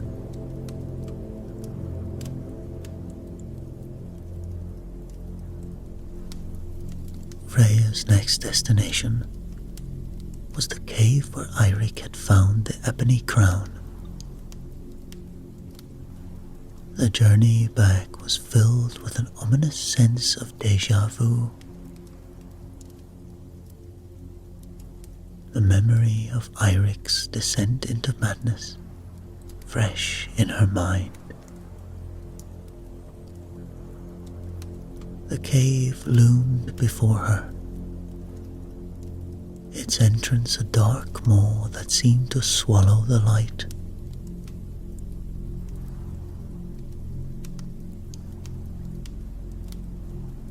As she stepped inside, the air grew thick with the weight of ancient power. The carvings on the wall seemed to writhe and twist, telling the tale of the crown's dark history. Freya moved cautiously, her senses on high alert. The pedestal stood in the center of the cavern. It was a block of dark stone, its surface etched with runes that glowed faintly.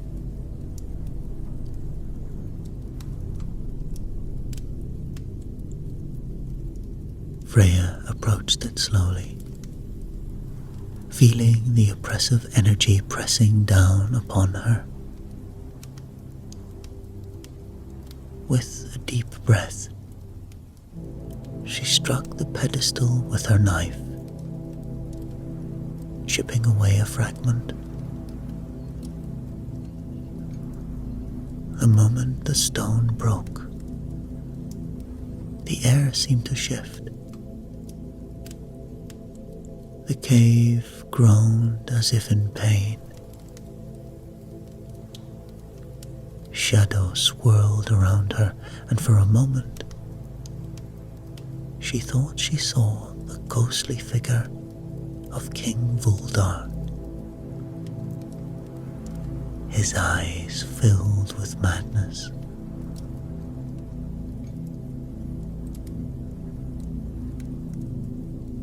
Freya didn't linger. She grabbed the fragment and hurried out from the cave, the oppressive presence receding as she emerged into the daylight.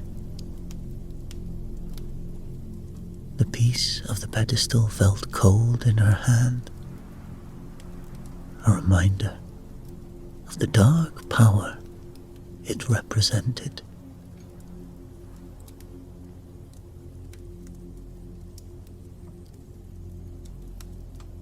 The final part of her quest took Freya to the ruins of Labyrinthian,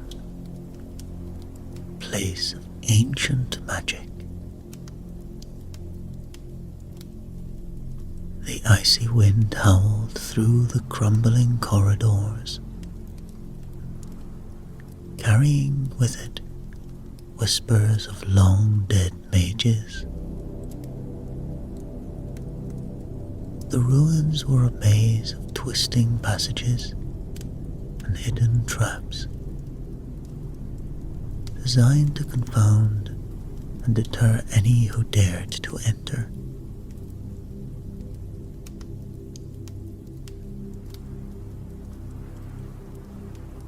Freya wrapped her cloak tightly around her, bracing against the biting cold. She ventured deeper into the ruins.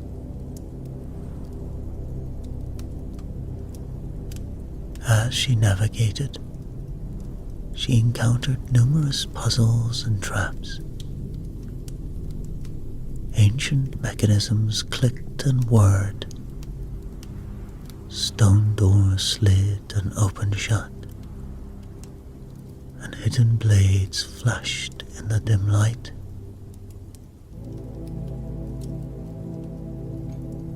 At one point, she found herself in a chamber filled with skeletal remains, their bones arranged in a grotesque tableau.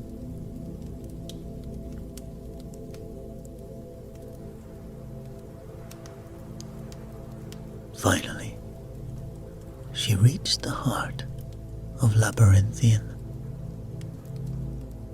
and in a small hidden chamber, she found the ancient scroll. It was a fragile, yellowed parchment, covered in intricate runes and arcane symbols. She carefully unrolled it, her eyes scanning against the text. She could feel the power emanating from the scroll, a palpable force that made her fingers tingle.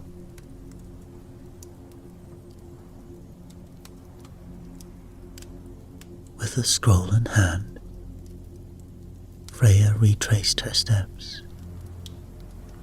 her heart pounding with a mixture of relief and anticipation.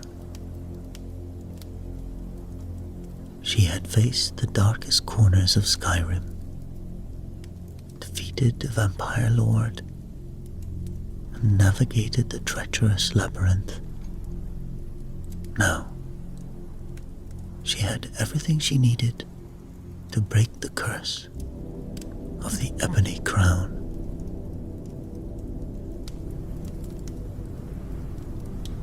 Freya's return to the village was met with relief and apprehension. The villagers, wary of Eirik's increasingly tyrannical rule, looked to her with hope in their eyes. Freya wasted no time. She gathered a small group of trusted villagers and led them to a hidden glade near the cave where Eirik had found the Ebony Crown.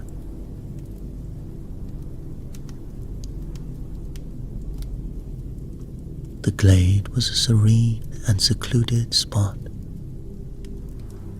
surrounded by ancient trees whose branches formed a canopy overhead. The air was thick with a scent of pine and earth, and the ground was covered in soft, mossy grass.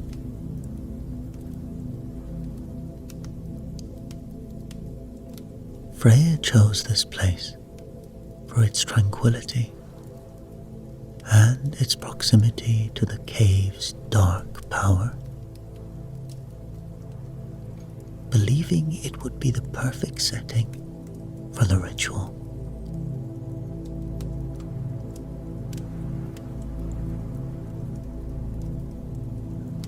With the villagers' help, Freya began the preparations. They cleared the ground, creating a large circle surrounded by stones inscribed with protective runes. Freya placed the pedestal fragment at the center of the circle, its dark surface contrasting sharply with the green of the moss. She set up an altar beside it, laying out the ancient scroll and the vial of vampire blood. As the sun set, casting a golden glow over the glade, Freya lit candles and incense, their flickering flames and fragrant smoke adding to the mystical atmosphere. She placed bowls of herbs and enchanted stones around the circle,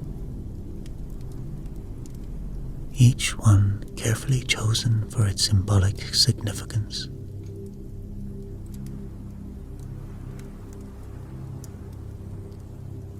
The villagers watched in silent reverence,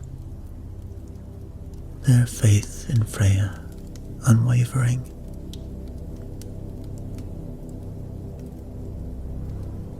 Freya took a deep breath, feeling the weight of the task ahead. The night air grew colder, and the shadows deepened as the moon rose high in the sky, casting a silvery light over the glade.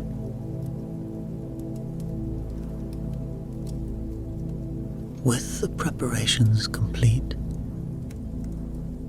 Freya turned her attention to Eirik. She knew that confronting him would be the most difficult part of her journey. The man she once called a friend had been consumed by the crown's power.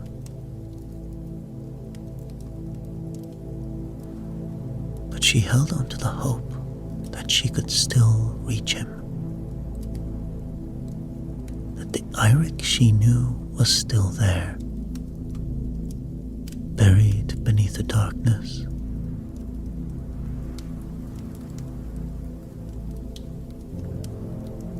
And so it is said that she approached the village square, her heart pounding. Eirik stood there, the ebony crown gleaming ominously on his head. His eyes, once filled with warmth, were now cold and distant.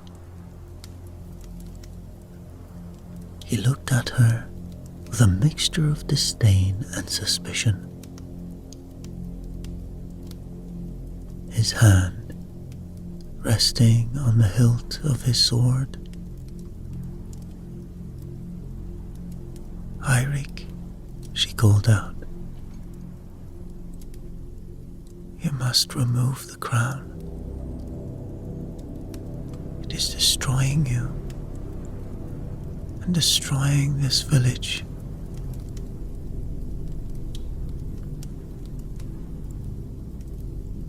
Eirik's eyes narrowed, and he sneered. "You speak of things you do not understand, Freya. The crown has given me power, and with it, I will lead our village to greatness." Freya stepped closer, her eyes pleading. "This is not you, Eirik. This crown is a curse. It has brought nothing but ruin. Please trust me. Let me help you."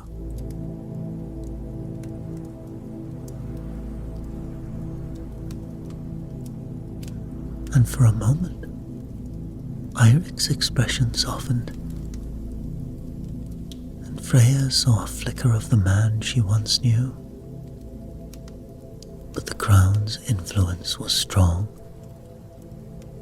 and his face hardened once more. You are a fool, Freya. I will not give up this power. With a roar of rage, Eirik lunged at her, its sword flashing in the moonlight. Freya dodged, her heart breaking as she realized the extent of the crown's hold on him. The villagers, seeing their healer in danger, rushed to her aid.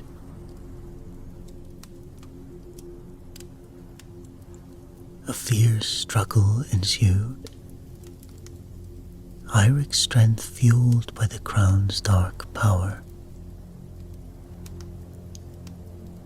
Freya fought with all her might, using her knowledge of herbs and potions to weaken Eirik. The villagers, inspired by her bravery, joined the fray, their collective efforts finally overwhelming him.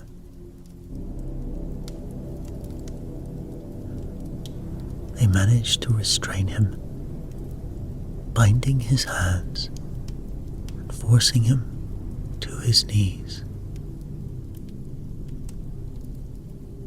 Tears streamed down Freya's face as she looked at her old friend, now a shadow of his former self. Eirik, please, let me save you.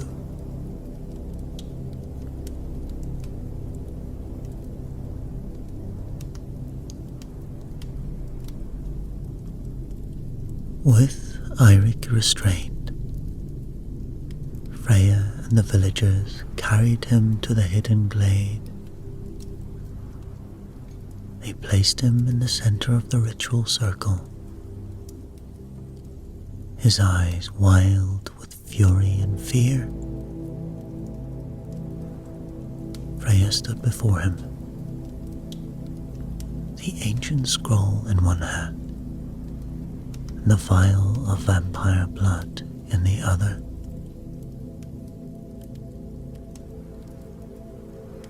She began to chant the incantation, her voice strong and clear. The words, ancient and powerful, resonated through the glade,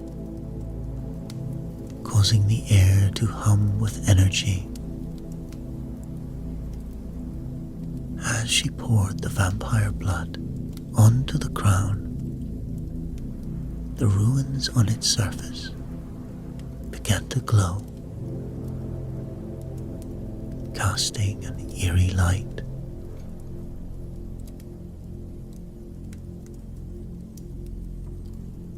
The crown seemed to resist, vibrating violently as if trying to escape. Freya continued to chant, her voice rising in intensity.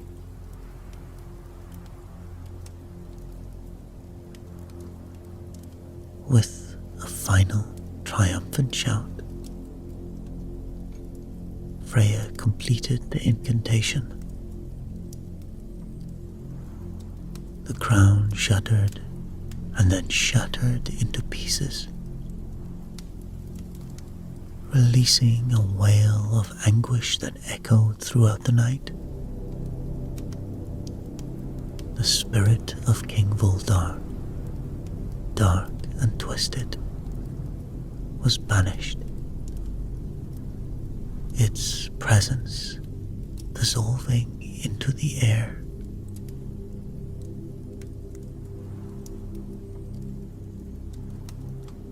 The aftermath was a moment of profound silence. The oppressive energy lifted, and the glade seemed to breathe a sigh of relief. Eirik, freed from the crown's influence, collapsed to the ground, his body shaking with sobs of relief and regret.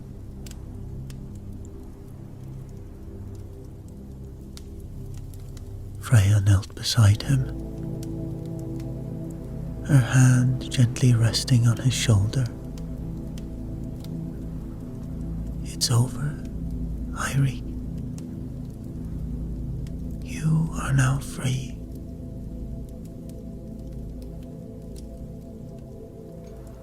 The villagers gathered around, their faces filled with awe and gratitude.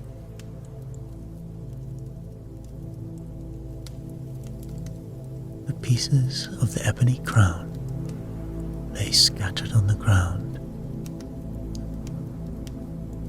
A dark power extinguished.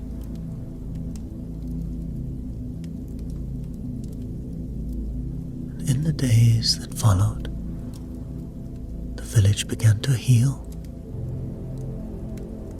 Eirik, deeply remorseful for his actions, dedicated himself to rebuilding and atoning for the harm he had caused.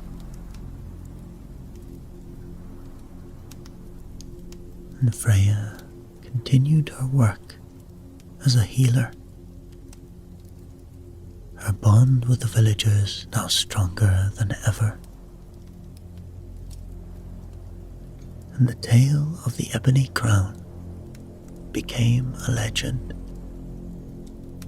a cautionary story passed down through generations. The villagers built a shrine in the glade, a reminder of the perils of unchecked ambition and the power of courage and compassion.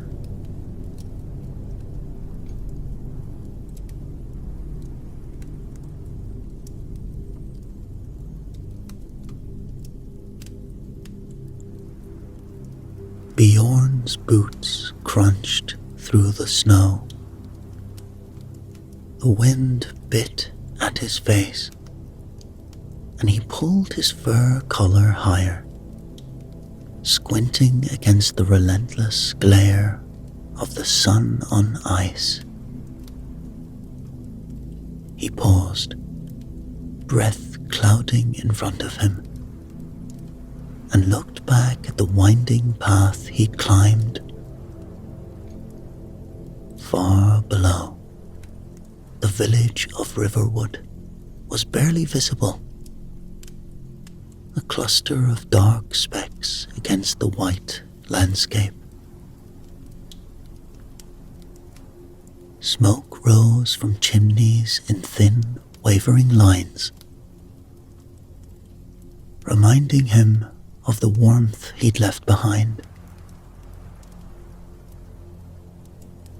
Ahead loomed his destination, a tower of dark stone, ancient and forbidding.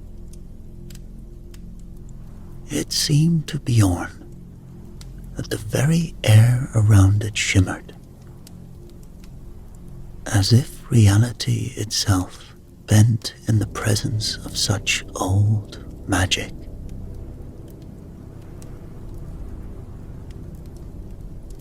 He sighed, a deep, weary sound that spoke of burdens too heavy for one man to bear.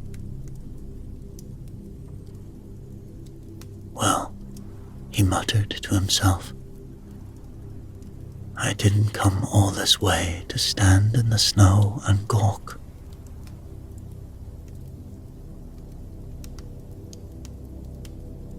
With that, Bjorn trudged onward, toward whatever destiny awaited him in that ominous tower.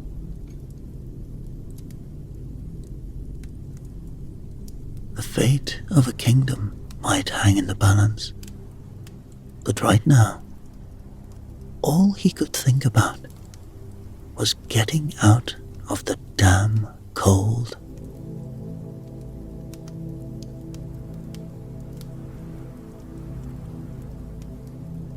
The journey to Solstheim was a test of endurance in itself. For days, Bjorn huddled in the bowels of a creaking ship, its wooden bones groaning with each swell of the sea of ghosts. When he finally stumbled onto the ash-covered docks of Raven Rock, the ground seemed to sway beneath his feet, his sea legs not yet finding their land rhythm.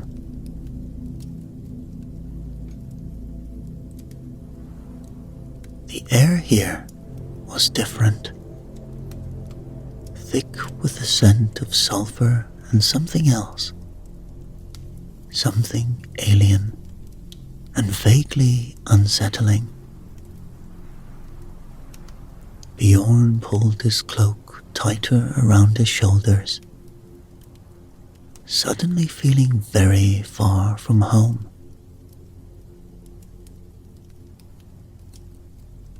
"You there," a gruff voice called out. An armored Dunmer approached, his eyes narrowed with suspicion. "State your business in Raven Rock." Bjorn straightened, trying to look less like a man who just spent the better part of a week emptying his guts over the side of a ship.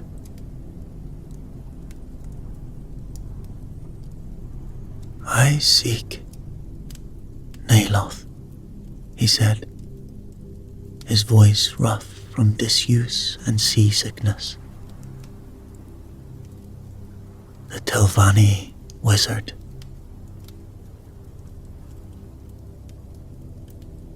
The guard's expression shifted from suspicion to something like pity. "Naloth. Gods preserve you, Outlander. You'll find his tower to the northeast, out in the wastes. If he doesn't turn you away, or turn you into something unnatural."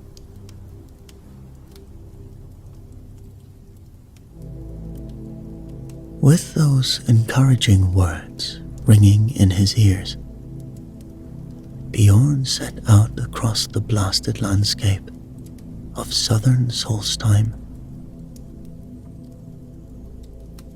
The terrain was unlike anything he'd ever seen. Great swathes of land, covered in ash so deep it came up to his knees in places. Strange, twisted plants grew here and there, their forms as alien as the red-tinged sky above. It took the better part of a day to reach Naloth's tower, and when Bjorn finally laid eyes on it, he wondered if the seasickness had addled his mind. The structure rose from the ash like some monstrous mushroom, defying all laws of nature and architecture.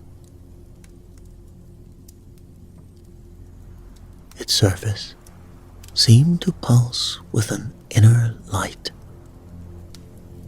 and Bjorn could feel the magic in the air, making the hair on his arms stand on end. "Hello?" he called out, feeling foolish. "I seek Master Naloth." For a long moment, there was only silence. Then, a dry, irritated voice drifted down from above. "Go away. I've no time for whatever trivial matter brings you here." Bjorn circled the base of the tower, searching for an entrance. Finding none, he called out again. "Master, I seek your wisdom. I am Dragonborn."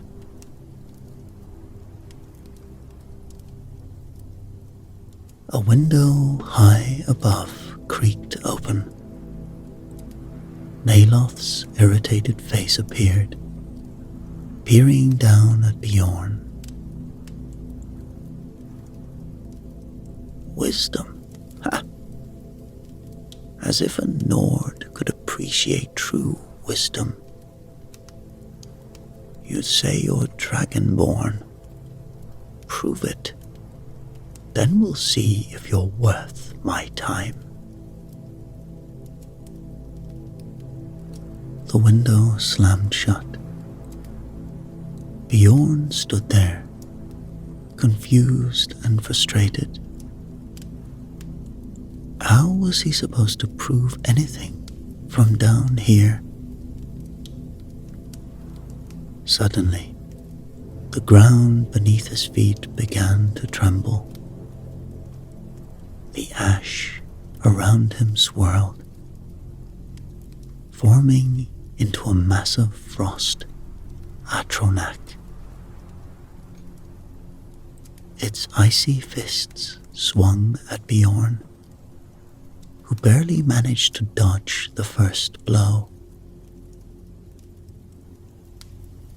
Instinct took over. Bjorn opened his mouth and shouted, "Fus Roda."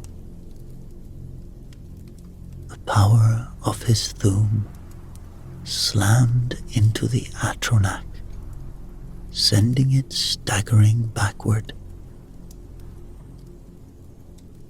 But the creature wasn't defeated.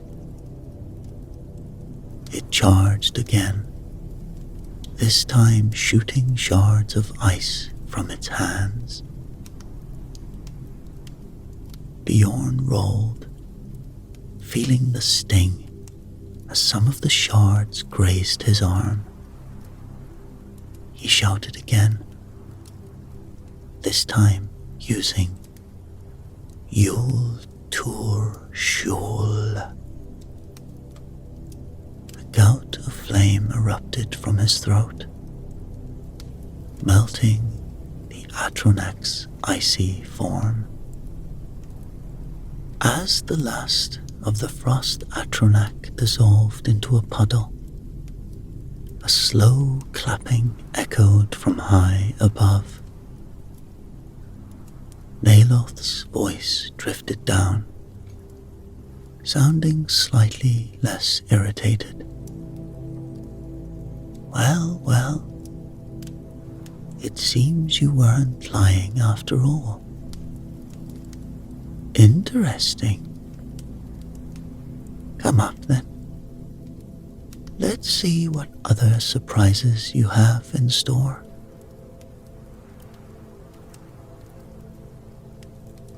A series of stone steps suddenly jutted out from the tower's side, forming a spiraling staircase.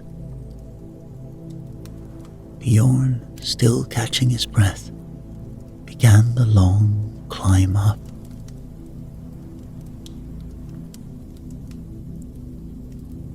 When he finally reached the top, he found himself in a cluttered chamber filled with arcane apparatus and towering bookshelves. Naloth stood in the center, eyeing Bjorn with a mixture of curiosity and skepticism. "So," Naloth said, "you can shout. That doesn't make you special, you know. The greybeards can shout. What makes you think you're worthy of my time?" Bjorn straightened, meeting Naloth's gaze. "I've absorbed dragon souls. I've learned shouts and moments that take others years to master. But I don't understand how or why. That's why I'm here."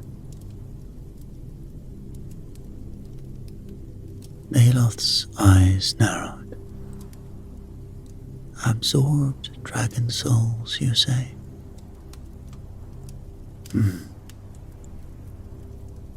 "Very well, Dragonborn. I will train you. But know this, I am not a gentle teacher. My methods are harsh, and I expect results. Are you prepared for that?" Bjorn nodded solemnly. "I am." A wicked grin spread across Naloth's face. "Excellent. We begin now. Let's see how you handle this."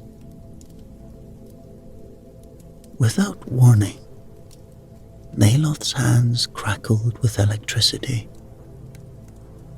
A bolt of lightning raced towards Bjorn, who barely had time to brace himself before it struck.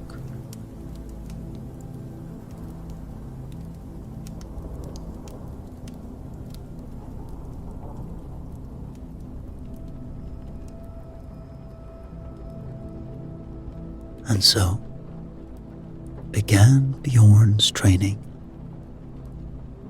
Though ordeal might have been a better word for it, Naloth was indeed a harsh taskmaster, pushing Bjorn to the limits of his endurance, and then demanding more. The days blurred into weeks, each one a grueling test of Bjorn's strength and will.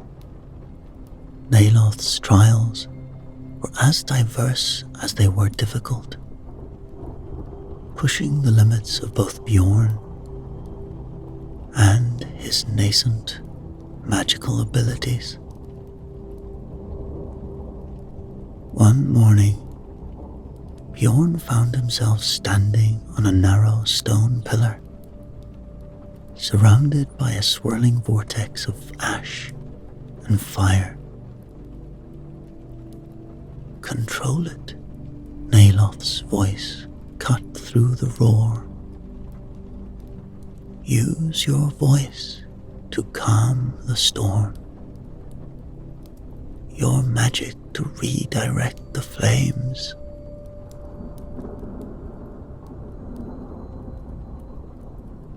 Bjorn took a deep breath, feeling the power of the Thum build in his chest.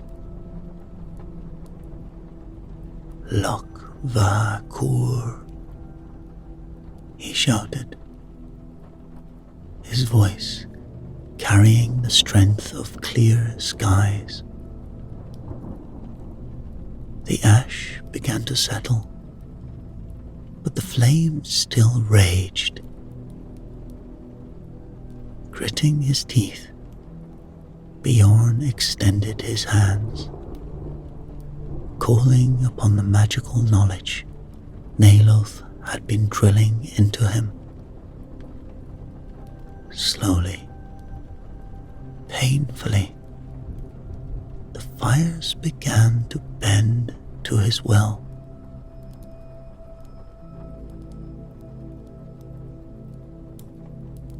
By the time it was clear, Bjorn was drenched in sweat, his limbs shaking with exhaustion.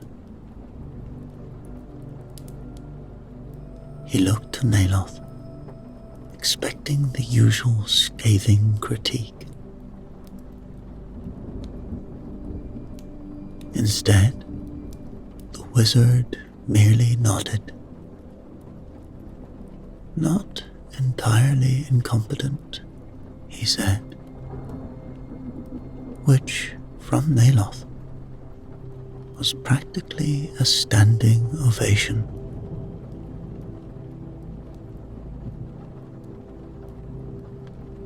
As the weeks wore on, Bjorn found his powers growing. His shouts became stronger, his spells more precise.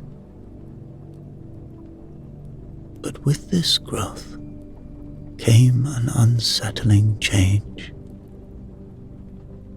Sometimes, in the heart of his trials, Bjorn would feel a fierce, alien joy surge through him, a dragon's exultation in power and destruction. One evening, as Bjorn sat slumped in a chair, nursing the burns from his latest ordeal, the weight of it all came crashing down on him. "Something troubling you, Dragonborn?" Neloth asked, not looking up from the potion he was brewing. "Besides your obvious inadequacies, of course." Bjorn was silent for a long moment. When he spoke, his voice was barely above a whisper.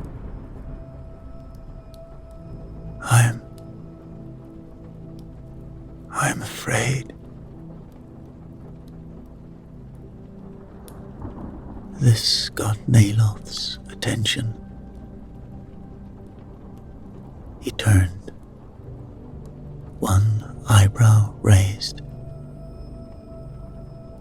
"Afraid? Of what? Surely not my tests. Difficult as they may be, I've actually yet to kill a student. Well, not unintentionally, at least."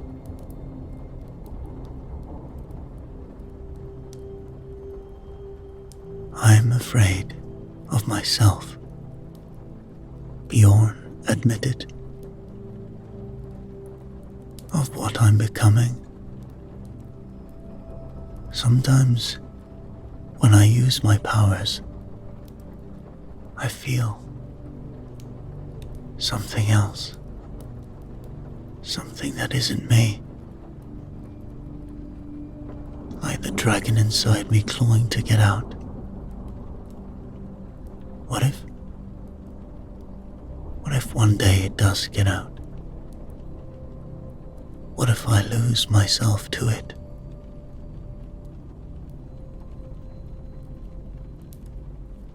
Neloth studied Bjorn for a long moment. His usual sarcasm absent. "The dragon soul within you is a part of you. It always has been. The question isn't whether you'll lose yourself to it, but whether you'll learn to truly unite both aspects of your nature.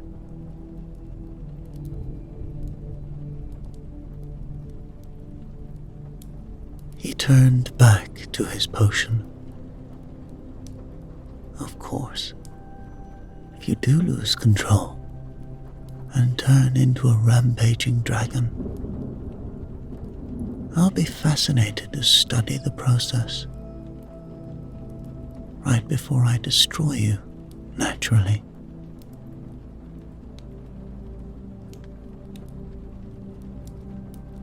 Bjorn couldn't help but chuckle, despite the knot of fear in his gut. Reassuring, as always. The wizard grunted.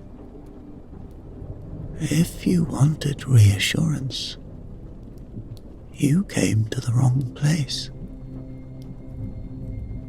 Now, if you're done wallowing in existential dread, I have a new challenge for you. Let's see how you handle teleportation under duress, shall we?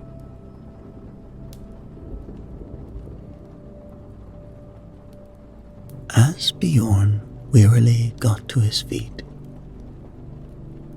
he realized that beneath Naloth's harsh exterior, there might be a glimmer of genuine concern. It wasn't much, but in that moment, it was enough.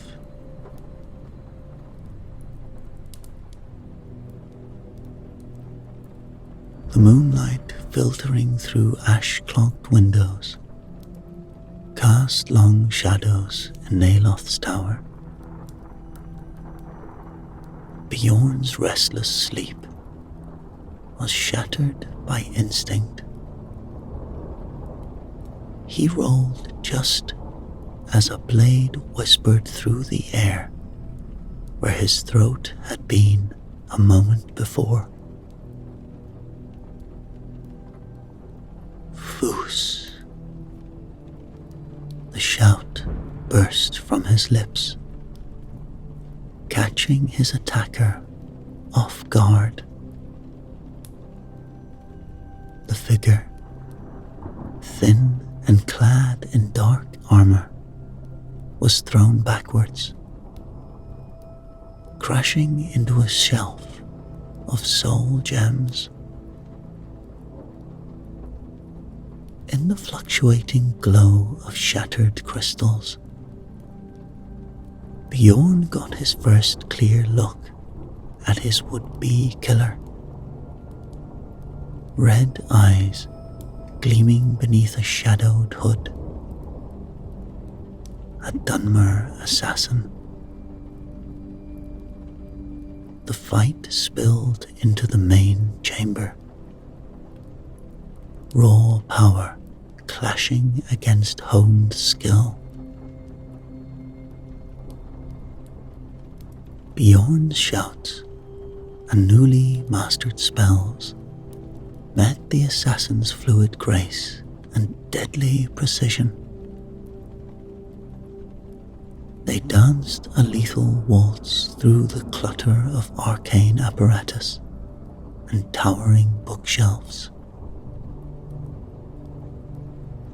As they fought, Bjorn found himself reluctantly impressed.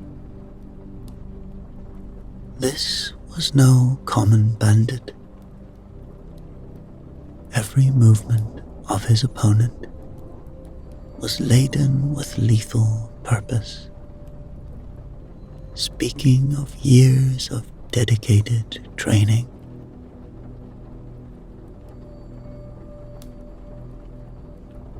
The end came swiftly. Bjorn caught the assassin with of the spell that froze her to the floor. Before she could break free, he was there, sword at her throat. "Yield," he commanded, voice hoarse from shouting. The assassin met his gaze defiantly. "Finish it," she spat. But Bjorn hesitated. In those eyes, beneath the anger and fear, he saw something familiar. A weight, a burden not unlike his own. "Who are you?" he asked, lowering his sword slightly.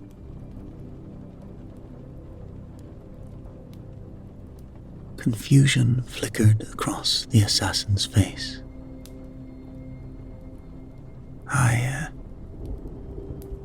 I am Trelasa of the Morag Tong," she answered warily. "Why?" Bjorn pressed. "Why did they send you after me?" Trelasa's laugh was sharp and bitter. "Someone wants you dead, Dragonborn. Isn't that enough?"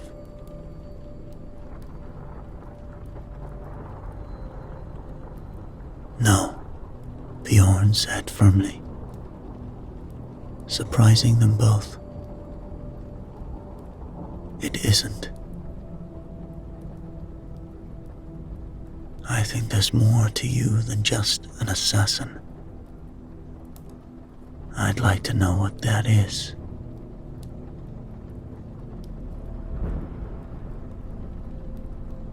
As the adrenaline of the battle faded, replaced by an odd, tentative truce, neither Bjorn or Trelasa realized that this moment would change both their lives forever. Trelasa was now a prisoner, trapped in the tower. Over the coming weeks, following their confrontation, Bjorn and Trelasa's relationship evolved from wary opponents to unlikely allies. Late one evening, as Bjorn sat outside her cell, Trelasa broke the silence. The weight of it all. Does it ever lessen? Bjorn met her gaze, understanding immediately. "No," he admitted. "No, it doesn't. But it helps to know someone else might understand."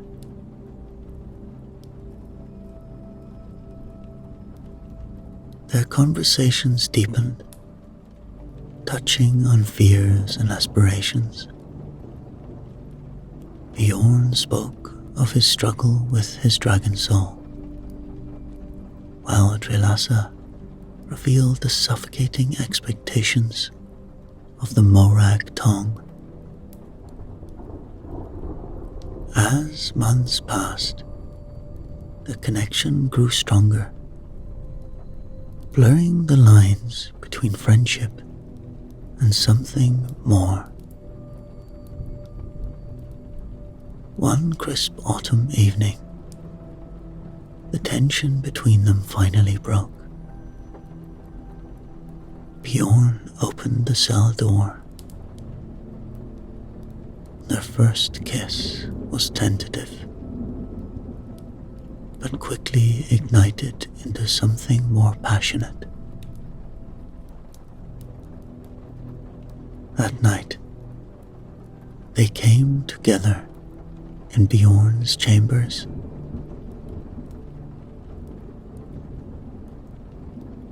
In the aftermath, as they lay tangled in each other's arms, both were acutely aware of the complexities of their situation. This definitely complicates things, Trelasa murmured, tracing a scar on Bjorn's chest. It does, he agreed, pulling her closer. But I don't regret it.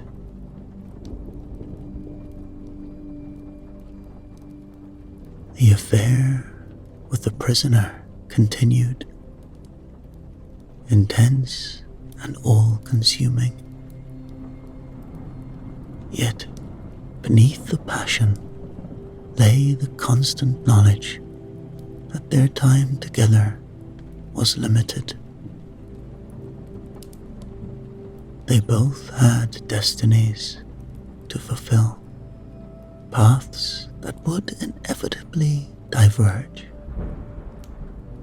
For now, they found solace and understanding in each other's arms.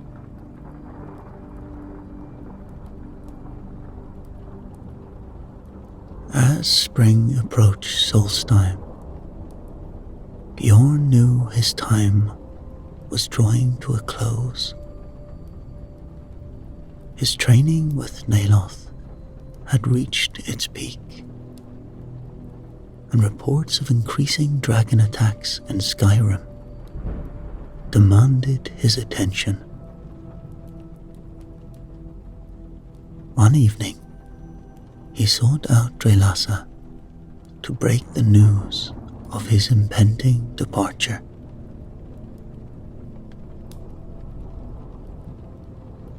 He found her in the tower's study, her face pale. Before he could speak, she turned to him. "Bjorn," she said, "I am with the child."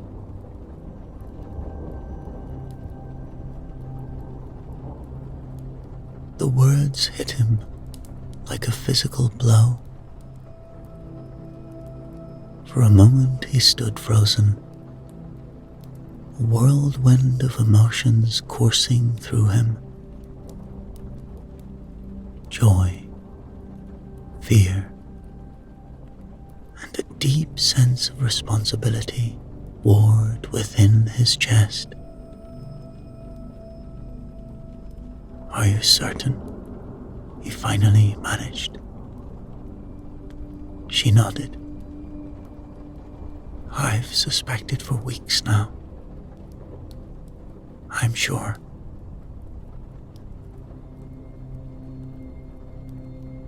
Bjorn moved to her, taking her hands in his. "This changes things," he said. "Does it?" Trelasa asked.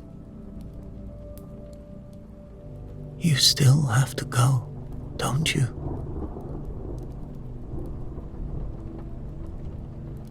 He nodded reluctantly. "The dragons in Skyrim. I can't ignore my duty. But this child, our child, they'll need protection."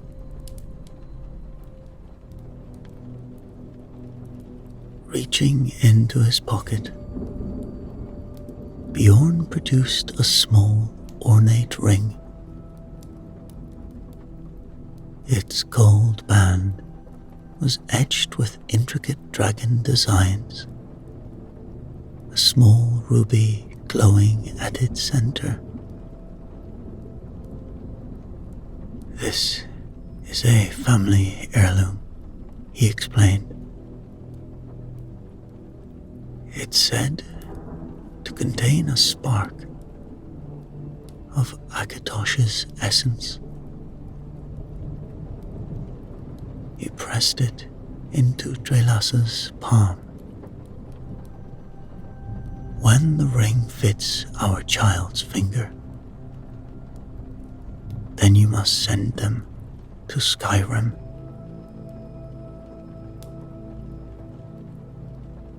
"Send them away." Drelassa's voice was sharp. "To protect them," Bjorn insisted. "My enemies would use any connection to me as a weapon. The child must not know their heritage until the time is right."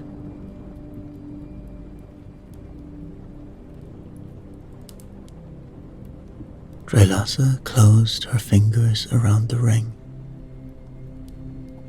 conflict clear on her face. After a long moment, she nodded. I understand. I don't like it, but I understand."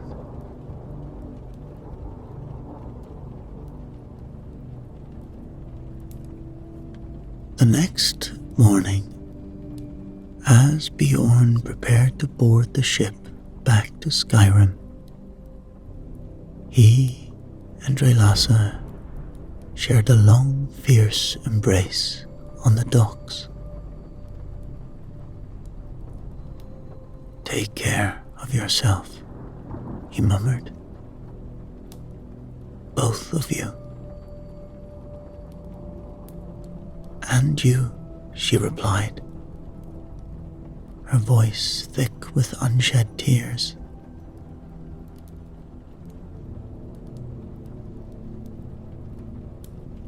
As the ship pulled away from the dock, Bjorn watched her figure grow smaller. The future was uncertain,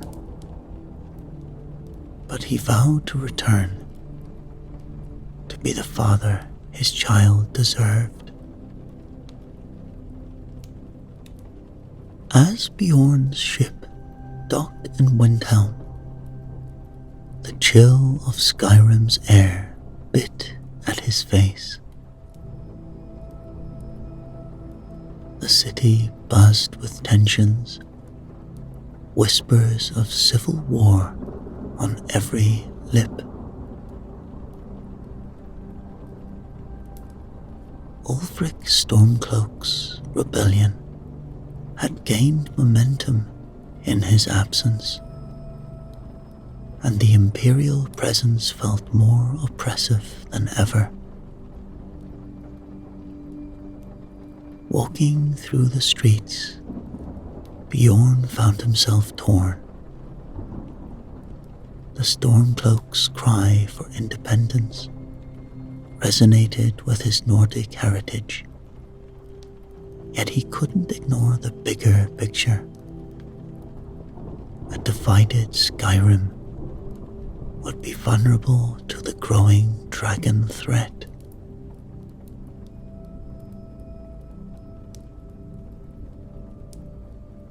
Months passed by. Bjorn threw himself into his role as Dragonborn, mediating conflicts and battling dragons. But a war loomed ever larger, forcing him to make impossible choices. and in the end, his duty to protect all of Skyrim led him to reluctantly side with the Empire, though the decision weighed heavily on his conscience. Amidst the chaos, Bjorn found an unexpected source of comfort in Eosalda, a merchant he'd befriended in Whiterun. Her practical nature and unwavering support provided a stable anchor in the storm of his life. Their relationship deepened, and within a year, they were married in a small ceremony at the Temple of Mara. Isolde brought a semblance of normality to Bjorn's life, a warm hearth to return to after his harrowing adventures. Yet, even as he found contentment in their marriage, sometimes he was haunted by thoughts of what might have been. Late at night, when sleep eluded him, Bjorn's mind would drift to Solstheim. He'd wonder about Trelasa, picturing her with their child, a child he'd never met. The weight of his enchanted ring seemed to press against his finger, a phantom reminder of the future he'd left behind.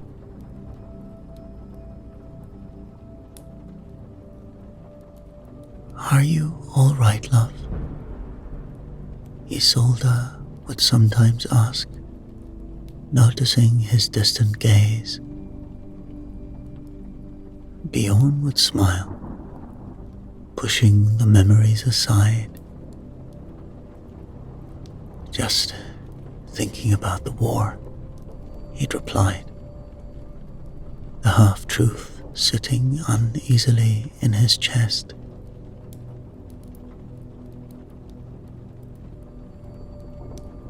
As Skyrim's civil war raged on, and dragons continued to darken the skies,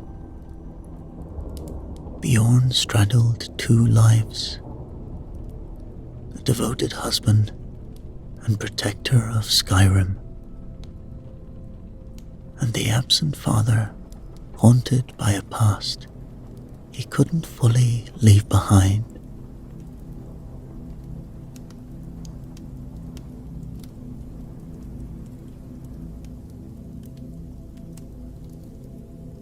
Years passed since Bjorn's return to Skyrim. The land, still scarred by civil war and dragon attacks, now teetered on the brink of an uneasy peace. At High Hrothgar, the ancient monastery atop the throat of the world, Skyrim's most influential leaders had gathered for crucial negotiations. Bjorn, older now and bearing the weight of a decade worth of battles and difficult decisions, stood as a mediator between the factions.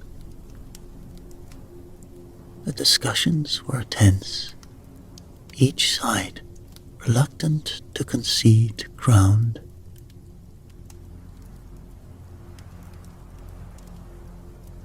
Suddenly, the great doors of the hall burst open. In strode a young Dunmer boy, no more than 12 years old, his red eyes scanning the room with a mixture of determination and awe. "Who dares interrupt these proceedings, General Tullius demanded, rising from his seat. The boy straightened his shoulders. "I am Varen," he announced, his voice surprisingly steady. "I seek the Dragonborn."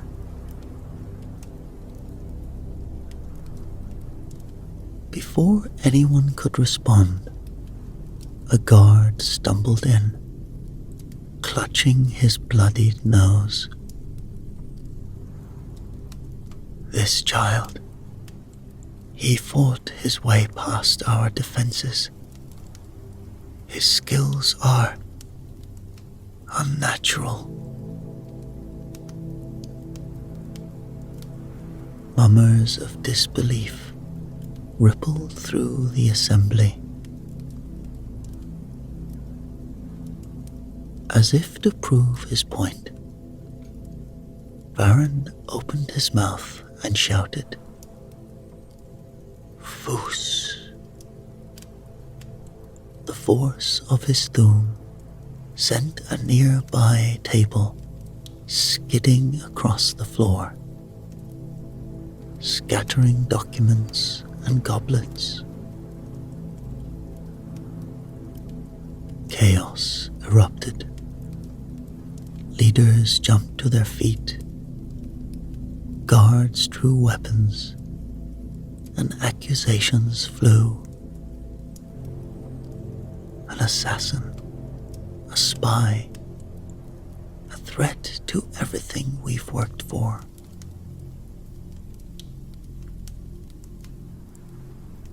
Bjorn stood frozen,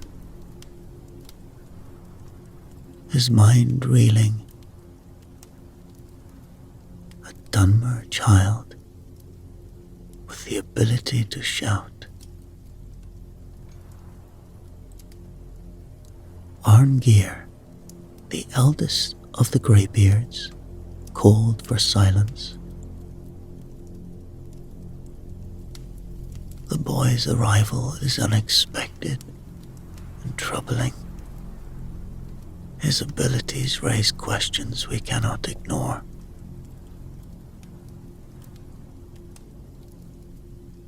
All eyes turned to Bjorn. The fragile peace negotiations hanging in the balance. Isolde, at Bjorn's side, gripped his arm. "Be careful, my love," she whispered. Bjorn nodded. "I must confront him," he announced to the room. "For the sake of these talks, for the sake of peace, and for the sake of Skyrim."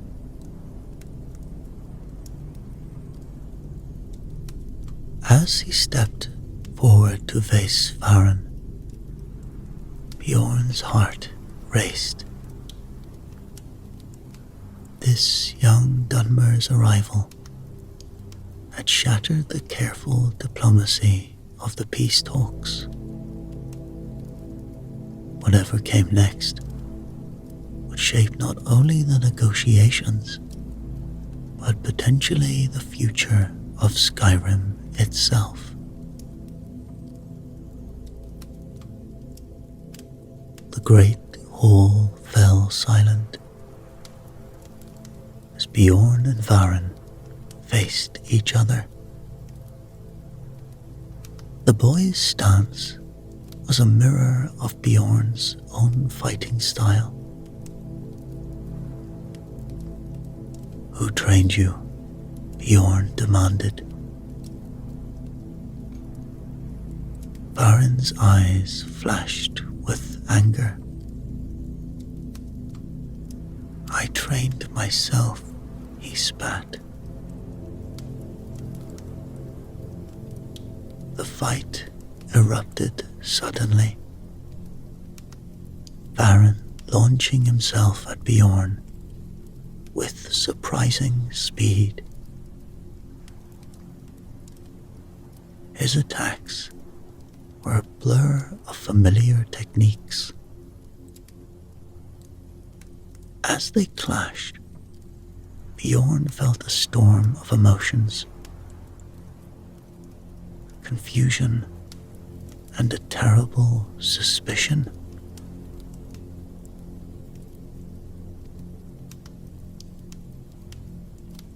Varan fought with unbridled fury,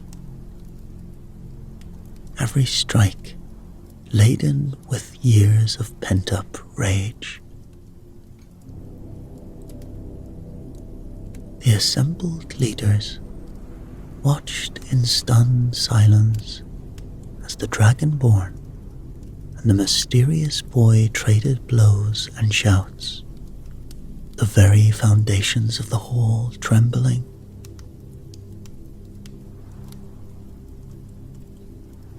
In a moment of desperation, seeing Varan prepare a powerful Thuum,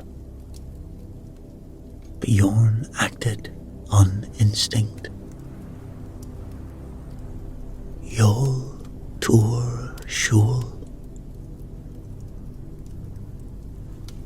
A deadly fire breath erupted from his mouth before he could stop himself.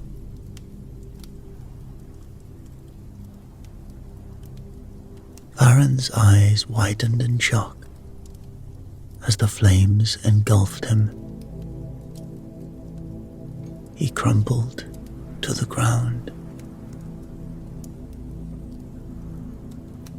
Horrified, Bjorn rushed to the boy's side,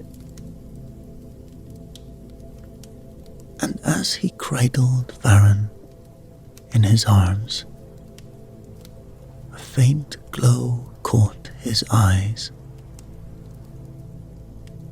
On the boy's finger, a familiar ring pulsed with light. The very ring he had given Trelasa a decade ago. The truth hit Bjorn like a physical blow. "No," he whispered, his voice breaking. "No, it can't be." Varan looked up at him, his anger giving way to a lifetime of complex emotions. "Father," he said, I just wanted you to see me, to know me. I'm here now," Bjorn choked out, tears streaming down his face. "I'm so sorry." Varan's breath grew labored. "Why?" he asked, his voice fading. "Why didn't you come back? Why did you leave us?" Bjorn struggled to find the words. I thought I was protecting you. I never imagined." With his last breath, Varan's hand gripped Bjorn's.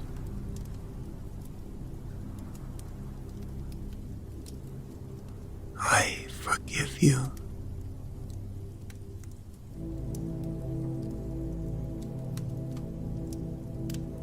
As the light faded from Varan's eyes, Bjorn let out a heart-wrenching cry that shook the very mountains. The assembled leaders stood in shocked silence, witnesses to a tragedy none could have foreseen. In that moment, as Bjorn held his dying son, the fate of Skyrim and the Dragonborn himself was forever altered. As the commotion inside the hall subsided, two figures stood on a distant cliff overlooking the ancient monastery. Treylassa's older red eyes, filled with unshed tears, took in the scene below.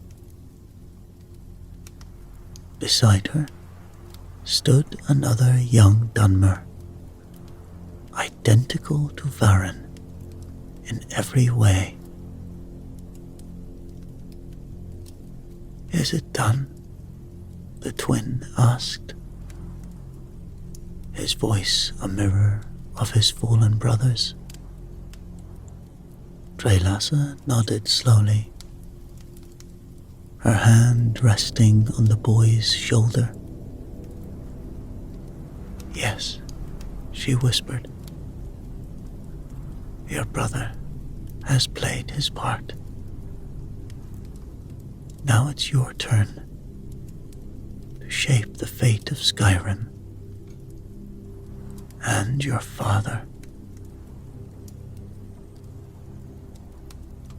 The boy's eyes, so like his mother's, hardened as the wind whipped around them, carrying the echoes of grief.